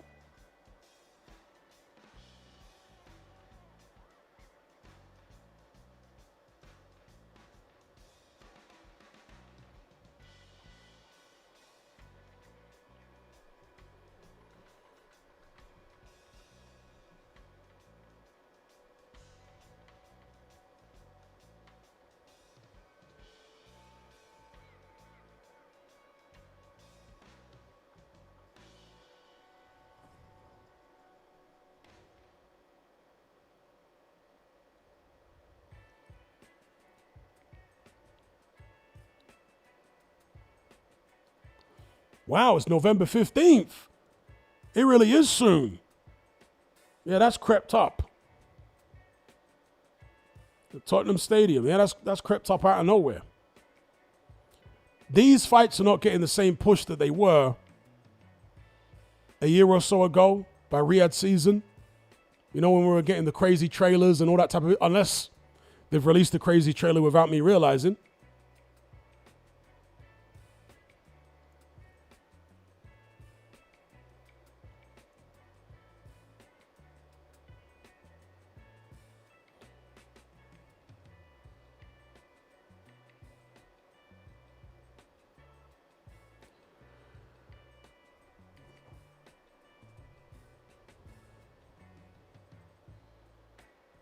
Wave says, Hatman, do you miss going to boxing fights? Not really. Not really. Done that so many times. Danny says the 22nd card is the best of the year. Yard Benavidez. Yes, just a shame it's on pay-per-view, isn't it? Because Turkey told us that Riyadh season cards and Ring Magazine cards would no longer be pay-per-view from that card on. What happened there? Big up Oliver, he says, for answering my super chat that wasn't a super chat. Big up Oliver. Big up Gaz. He says, Tony versus Hay at Cruiser. I got David Hay. I think he's quick enough on his feet, rangy enough, powerful enough to be able to beat Tony without having to box him. So I would say David Hay on points over Tony at Cruiser. But what do you think?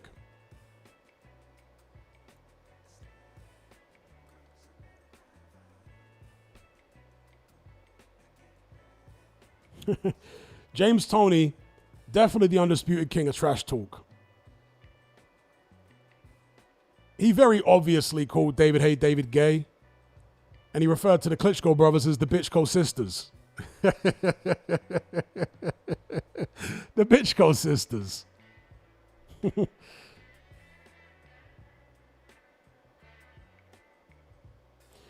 Danny says, I don't buy pay-per-views. The only fight I paid for was Canelo Crawford. It was on Netflix. Indeed, as part of your Netflix subscription. I wish Netflix would do more legit fights like that. You know, big fights that are legit fights, not weird novelty fights.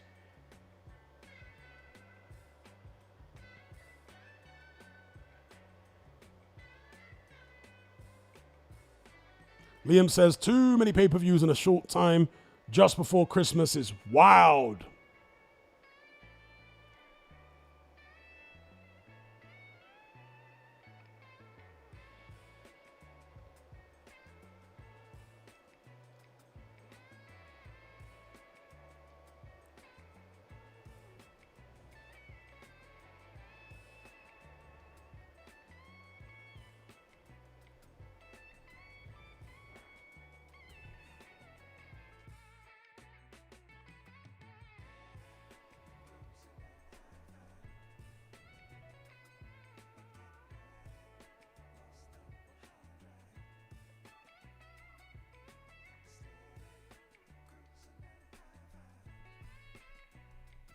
I like a lot of 80s songs. You know, they had like 80s rock, 80s synth pop, 80s reggae, 80s soul and disco. Because obviously the 80s was like the tail end of disco. So early 80s had a lot of disco type tracks, but it was really like the electro pop era. Synth wave, as people refer to it today. I like a lot of songs from that era.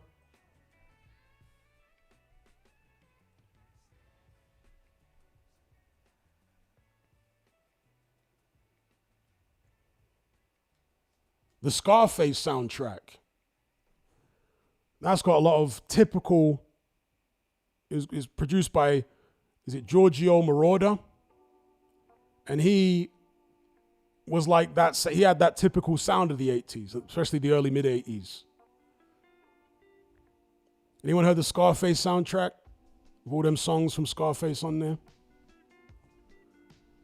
Rush, rush to the yayo, go. Was that Debbie Harry? I think it was Debbie Harry, wasn't it, that sang that song? Rush, rush to the yayo, go.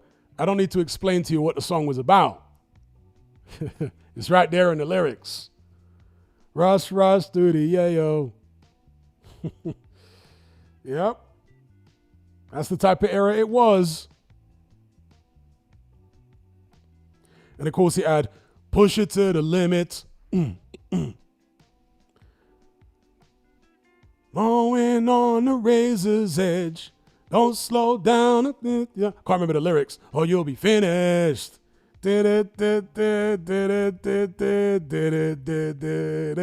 Open up the limit.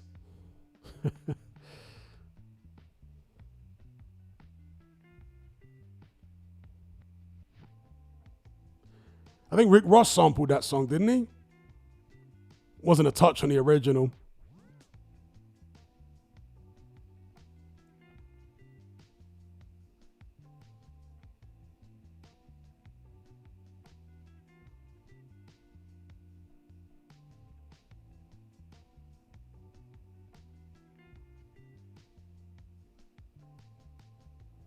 Going on the razor's edge. Don't look down or lose your head or you'll be finished. I think that's what the lyrics are, I'm guessing. Push it to the limit.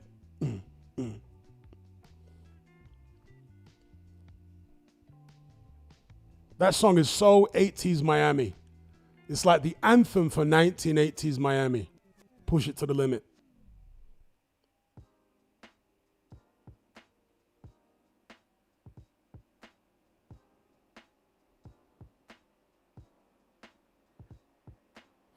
Nocta says, side note, my buddy did some work for the real Rick Ross once. Feel like I'm famous adjacent.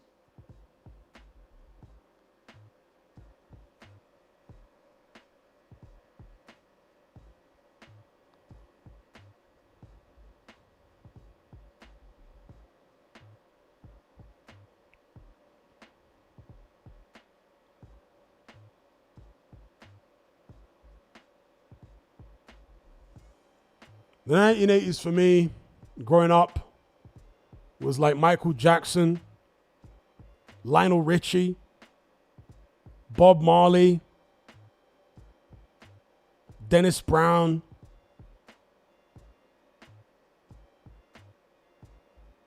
Stevie Wonder, Shaka Khan, Debbie Harry. Step into a world. Can't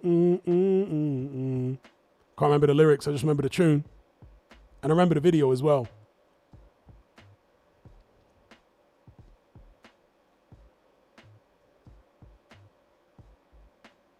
Run DMC, 1980s. Oh yeah, I remember Run DMC. Rapper's Delight, Sugar Hill Gang.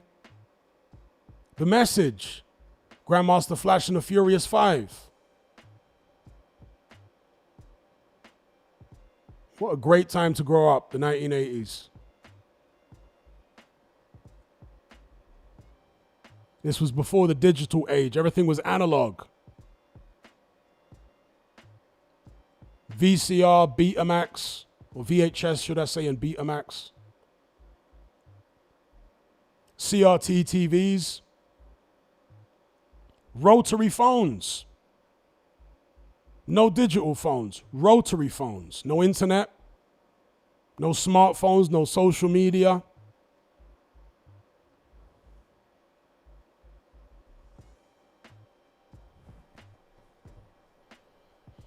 Eddie Murphy. Yeah.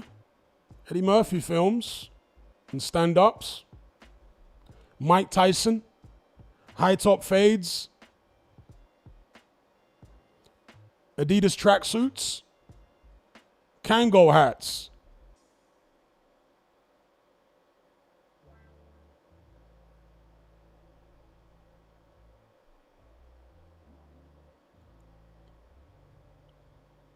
Synth pop. In the UK, you had the likes of the Pet Shop Boys. George Michael, yes. What's that group that sang, "Everybody wants to rule the world"?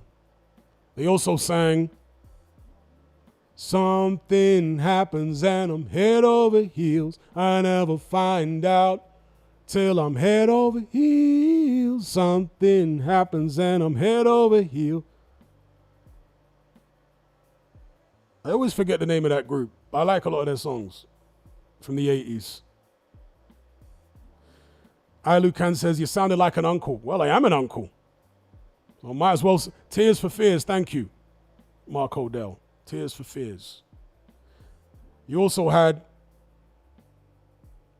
"Chain or Take These Broken Wings and Use Your Hands to Come and Heal Them Once Again."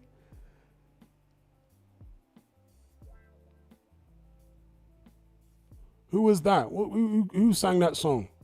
Take these broken wings and use your hands to come and heal them once again. And let me fly to the end of time. Big up Danny for the super chat. It says, "Can Yard harass Benavidez for a few rounds?" Yes, he can, and he maybe will. But I expect Benavidez to overwhelm Anthony Yard before the night is over.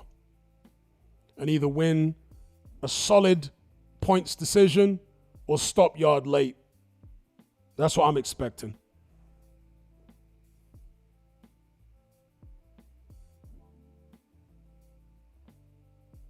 Who remembers the Karate Kid song? You're the best. I mean, Pacquiao came out to that Karate Kid song for at least one of his fights. You're the best around. Nothing in this world can keep you down. You're the best around.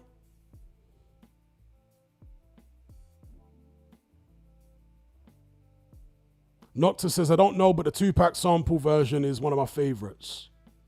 Yeah, the Tupac version is pretty good. There you go. One of those weird old school 80s names. Mr. Mister. Broken Wings. That's the one. Mr. Mister. They used to like weird names back in the days. Mr. Mister.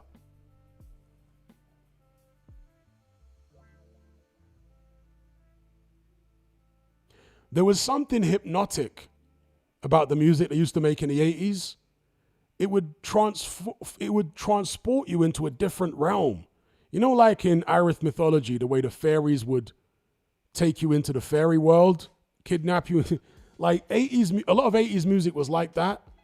It would literally suck you into a different world, and it had a dreamlike quality about it, the production and everything. You know what I mean? They used a lot of like bells and soft synths and all this kind of stuff. And yeah, it transported you into some kind of like alternative reality. A lot of them songs, them times. Had a very hypnotic quality about it. Any guy says, I remember that song, didn't know it was Karate Kid. Oh yeah, it was Karate Kid. You're the best around. Nothing in this world can keep you down. You're the best around. Karate Kid was just full on 80s. Super duper 80s. Rich Franklin says, yeah, 100% had like some magic mushrooms. Telling you that 80s music, it just took you into a different dimension.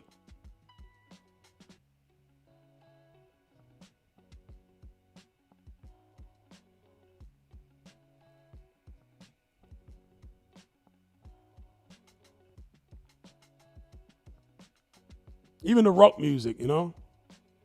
It's the final countdown. I always loved that tune to be played on like a big boxing show. You know, when they do them little reels, montages before they start presenting the show? It's the final countdown. Yeah. Nothing built the hype better than that tune right there. They were called Europe, that group, right? Europe, the final countdown.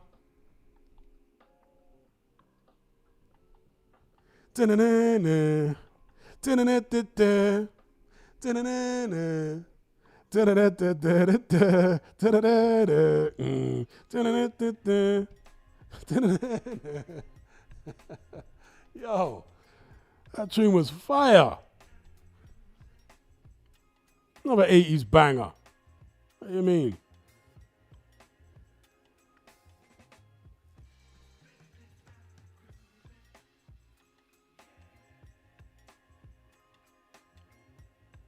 Or even Guns N' Roses' Welcome to the Jungle.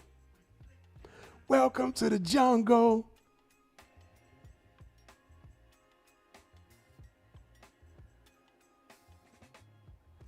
What was the one from Teen Wolf? What rock tune did they play in Teen Wolf? Was it Teen Wolf or Back to the Future? It was one of them songs from...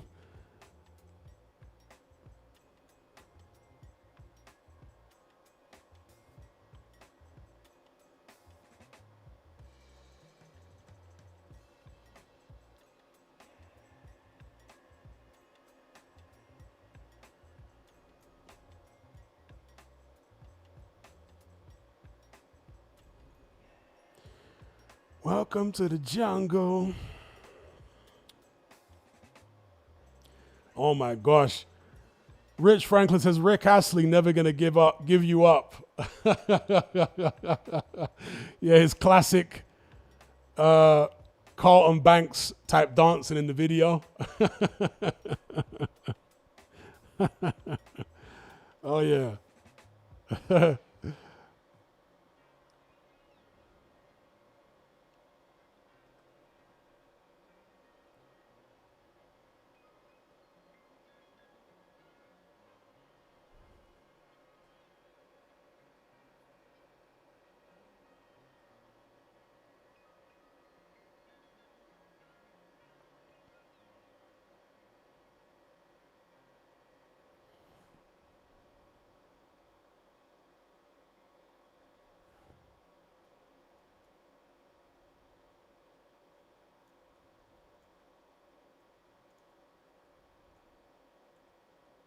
One of my favorite reggae tunes from the 80s was Here I Come by Barrington Levy. I think that song was re-released in the 90s, but originally came out mid-80s. I want to say maybe 85 or something. That's a tune about his baby mom. It's basically a tune about age gap dating. He's an older guy who's got a young baby mom, and she wants to live her life and go out and party. And she's kind of using the kid against, saying, you need to come look after this kid so I can go out and party. That's basically what the tune's about. But, Barrington Levy being Barrington Levy, he makes it sound so cool with his singing style. And the instrumental, the dub is fire. That was later sampled by, was it Shaggy? I want to say Shaggy sampled it. On the intercom, Rosie tell me to come. Says she didn't have a daughter, she did have a son. She said the lift doesn't work, run up the stairs and come. And if you don't come quick, you're not gonna know your son. So I grab a bunch of roses and I started to run. Here I come, whoa. 2 months later, she said, come and get your son, cause I don't want my baby to come. Tie me down because you are old and I am young. Yes, while I'm young, yes, I'm gonna have some fun. Run me down. Shibbly wap pip diddly diddly whoa. Swing. Extra size. Extra size. Extra size and size way. Extra broad. Extra broad. Extra broader than Broadway. Ooh.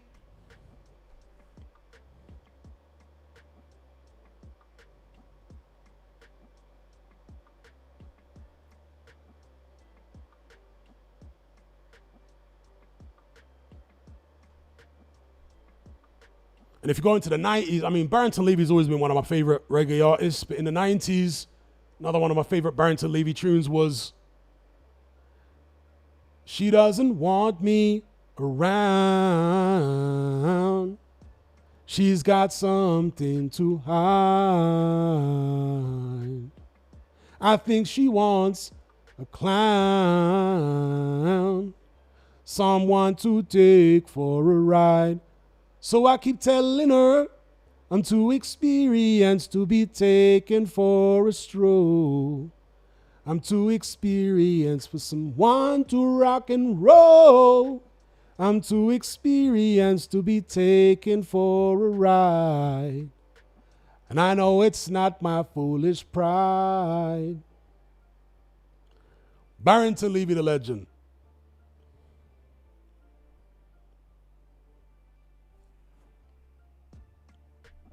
Oh, wow.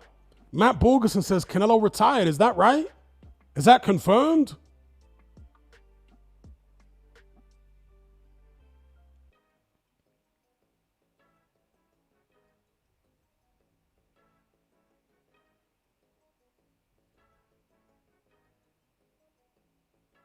Oh, wow. Matt's just joking. Okay. You got me there.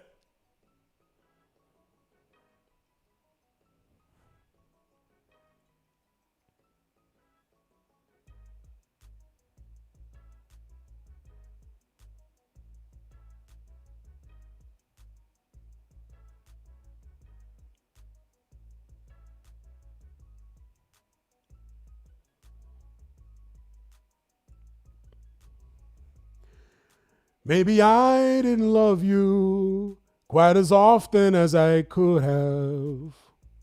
Maybe I didn't treat you quite as good as I should have.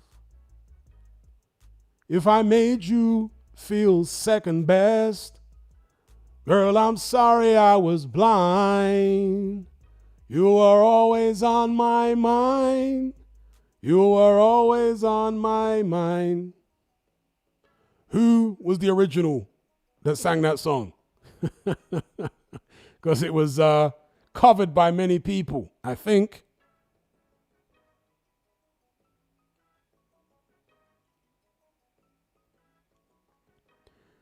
Memories.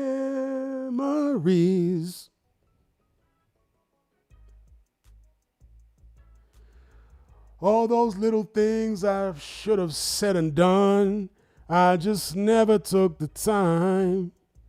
But you were always on my mind. You were always on my mind. Corpen says, didn't Spence retire yesterday? Is that real or another troll? You trolling me again? Even Uncle Phil says, yeah, it was announced yesterday on a Twitter page, but nothing 100% official yet.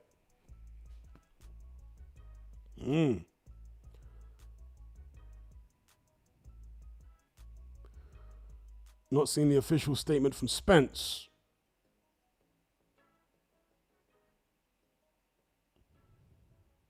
Rich Franklin says, Pet Shop Boys, West End Girls. Yeah, in an East End town and in an East End town and Dead End World. Is that how it went? East End boys and West End girls. West End girls. Kind of weird though. Pet Shop Boys singing all them songs about gal. When the Pet Shop Boys were rainbow, but singing all them songs about women.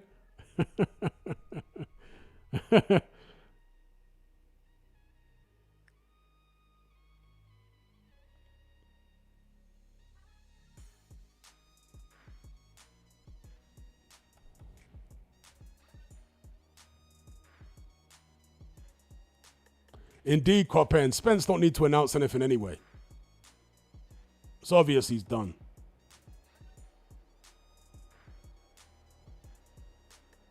Noctis says, so Jared Anderson is cooked right now? Question mark. Done. I feel like everyone bullied him into giving up. I don't think he was bullied into giving up. I just don't think he has the mental strength for this game. After the Charles Martin fight where he got hurt several times, there was a shot of him backstage crying in his mother's arms, literally like a big baby, because that's his nickname, the big baby. He's crying in his mom's arms. He won the fight.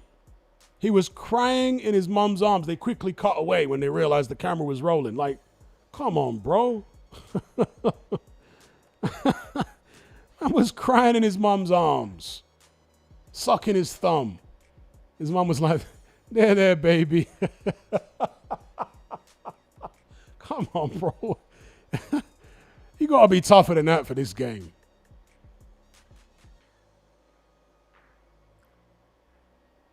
I think the camera weren't supposed to be rolling or the camera weren't supposed to be on or whatever. But he was backstage crying in his mom's arms, literally like a baby.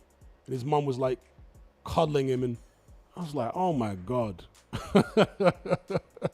He won the fight. He's crying. Because it was harder than he thought it would be. Dear. Nah, bro. That ain't it. That ain't it. If a fight like that pushes you to tears to being in your mom's arms backstage, then maybe this game ain't for you.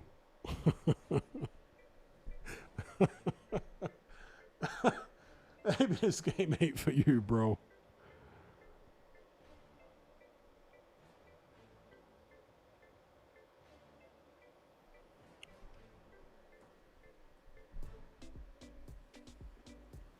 Damn, I didn't know Victor Conte had passed away. Has he passed away? Or are you trolling me?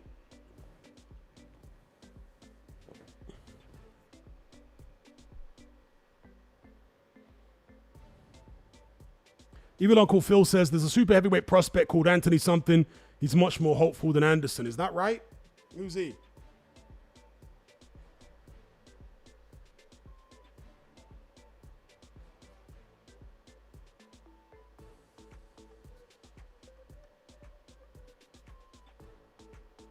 Oh, wow. He passed yesterday, apparently. Cast Your Crown says, out of here, no more snack.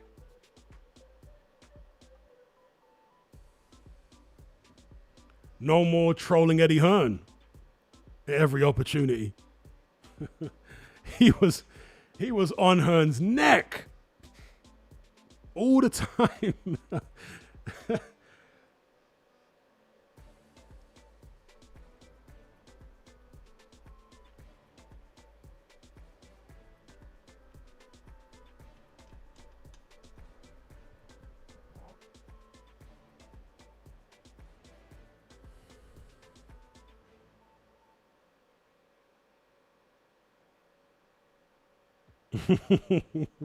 I didn't want to say it, but I suspect you're right, Waved. Eddie and Conor Ben probably rolling one up. That's how dark it is, bro. I'm telling you. I wouldn't be surprised if that's the truth. That's how dark it is.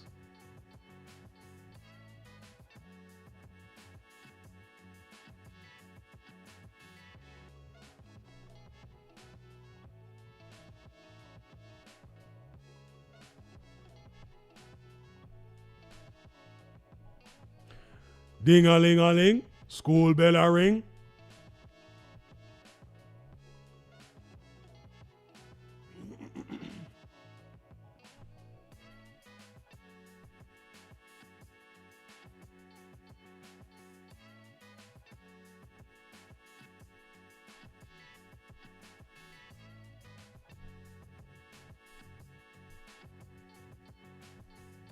Do I still hit the bag right now? No, I don't. I haven't really tried to locate a boxing gym since I've been here or sort out a bag or anything like that. I will do in due course, of course. I definitely will be looking to do that. Get a water bag or something.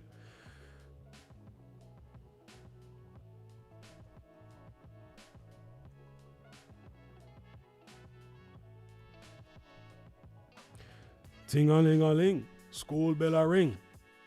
I saw some guy on social media. Was it Instagram? And he's walking around in the UK and he drops that like opening line from the famous Shabba Rank song, Ting-a-ling. And people are supposed to, you know, fill in the lyrics.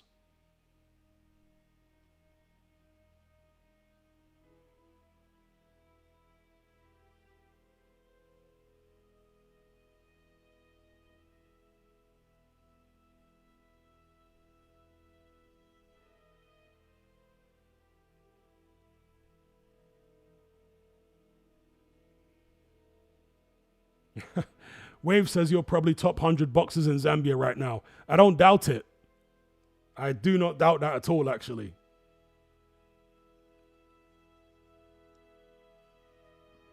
Somebody says Joshua Edwards is the prospect. He is way more serious than Anderson. Okay.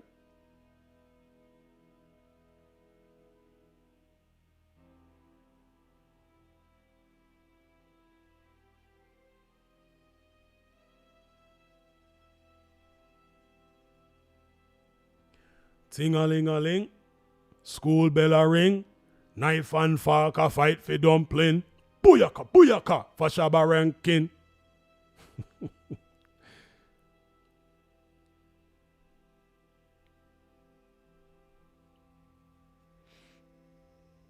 Somebody says Dick Cheney passed away as well. Okay. There you go, cast your crown. He knows. Knife and fork a fight for dumpling. Booyaka, booyaka for Shabba Rankin.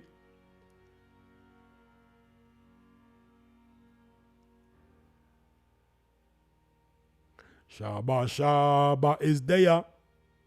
Anything them bring Shabba Ranks ready for. They say Ranks is the man, number one. All right. See me moving every year. See me fly regular. Anything we ready for. How's it go now? See me. I forgot the lyrics.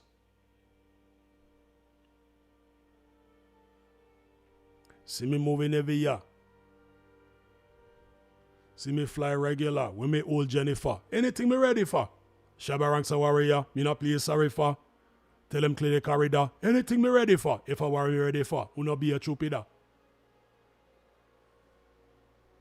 Anything me ready for.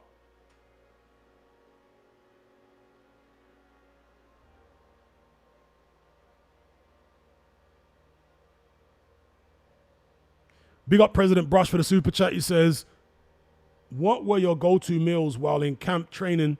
Also, have you ever had a period where you ballooned in weight? I've had loads of periods where I ballooned in weight. Loads of periods. I'm one of these people that finds it very easy to put on weight, whether it's fat or muscle. So, you know, I do a few push-ups and like in a couple of weeks, my chest is like a prime Lou Ferrigno or something. I'm exaggerating a bit here. But, you know, a few weeks of push-ups and like my muscles are massive. And I'm already a muscular guy as it is. But the same goes for fat. I put fat on very easily and muscle on very easily. So my weight has fluctuated all over the place over the years. So plenty of times when I ballooned in weight and come down and ballooned and come down, yeah. And as far as go-to meals, when I was in full camp rather than in weight loss mode, it would just be normal stuff. Chicken and rice, hard food and fish. Just like regular stuff, pasta here and there. When I say hard food, I'm not talking about recreational substances here. I'm talking about like in the kitchen, in the Dutch pot hard food. Yeah. Yam, green banana, you know, stuff like that.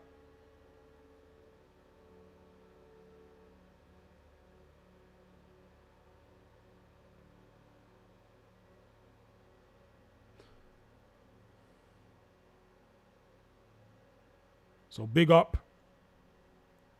President Brush for the super chat. You know, when you're a heavyweight, you don't really need to have a special diet.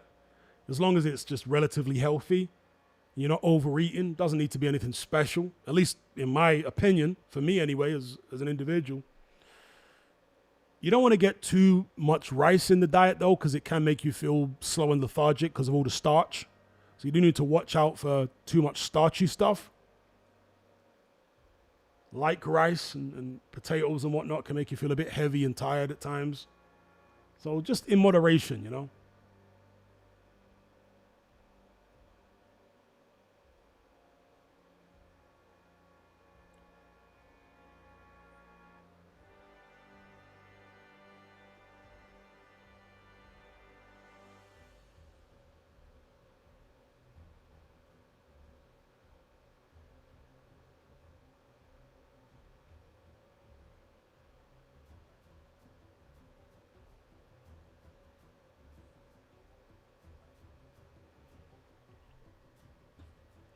Somebody says same with pasta. Well, pasta's not as starchy as rice. So pasta never had the same kind of, can I call it sedative effect on me that rice has. Pasta won't generally, at least in my experience, make you feel as heavy as rice. So you can maybe have it a bit more often.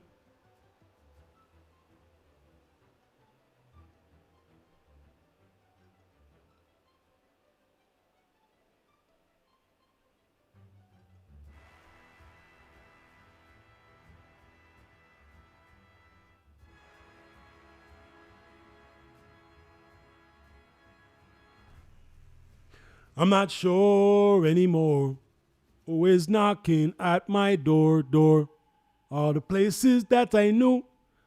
German is so sunny and blue, but I man can't see it in the sky. Ten the star is already die. I miss me, oh my, miss me, oh my.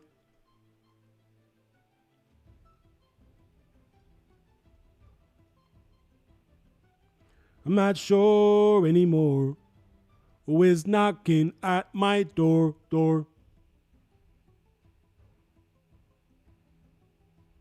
What do I drink? Water. Fruit juice here and there. Oh yeah, the Perro brothers. So the one that just fought Jordan Thompson is the better of the two. And he's not great. I think is it Lenia or Lenia Perro? He's the better of the two, but he's nothing special. Daniel Perro, the slightly shorter one, is absolute trash. He's trash, bro. Maybe the most disappointing Cuban heavyweights I've seen, potentially ever.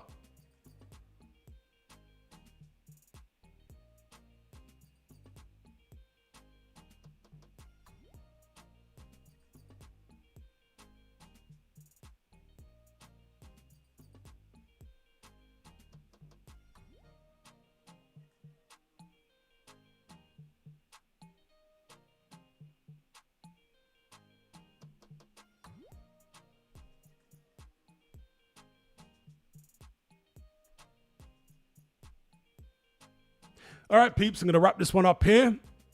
I'd like to thank each and every one of you for participating in this conversation. Special shout out to those who donated via Super Chat. They were James Clifford, Supersized Fries, Matt Bogerson, Rory Dempster, Bang Mateo, Evil Uncle Phil, Avshil, President Brush, James, Danny, Suited and Booted, Lone Wolf Boxing, Oliver C, Gaz. Yeah, big up, big up. And shout out to everyone else who participated. If you could all do me a small courtesy of sticking a like on this stream, it really helps by way of visibility with the YouTube algorithm. Until next time, take care, be good. I'll catch you on the other side. I'm out.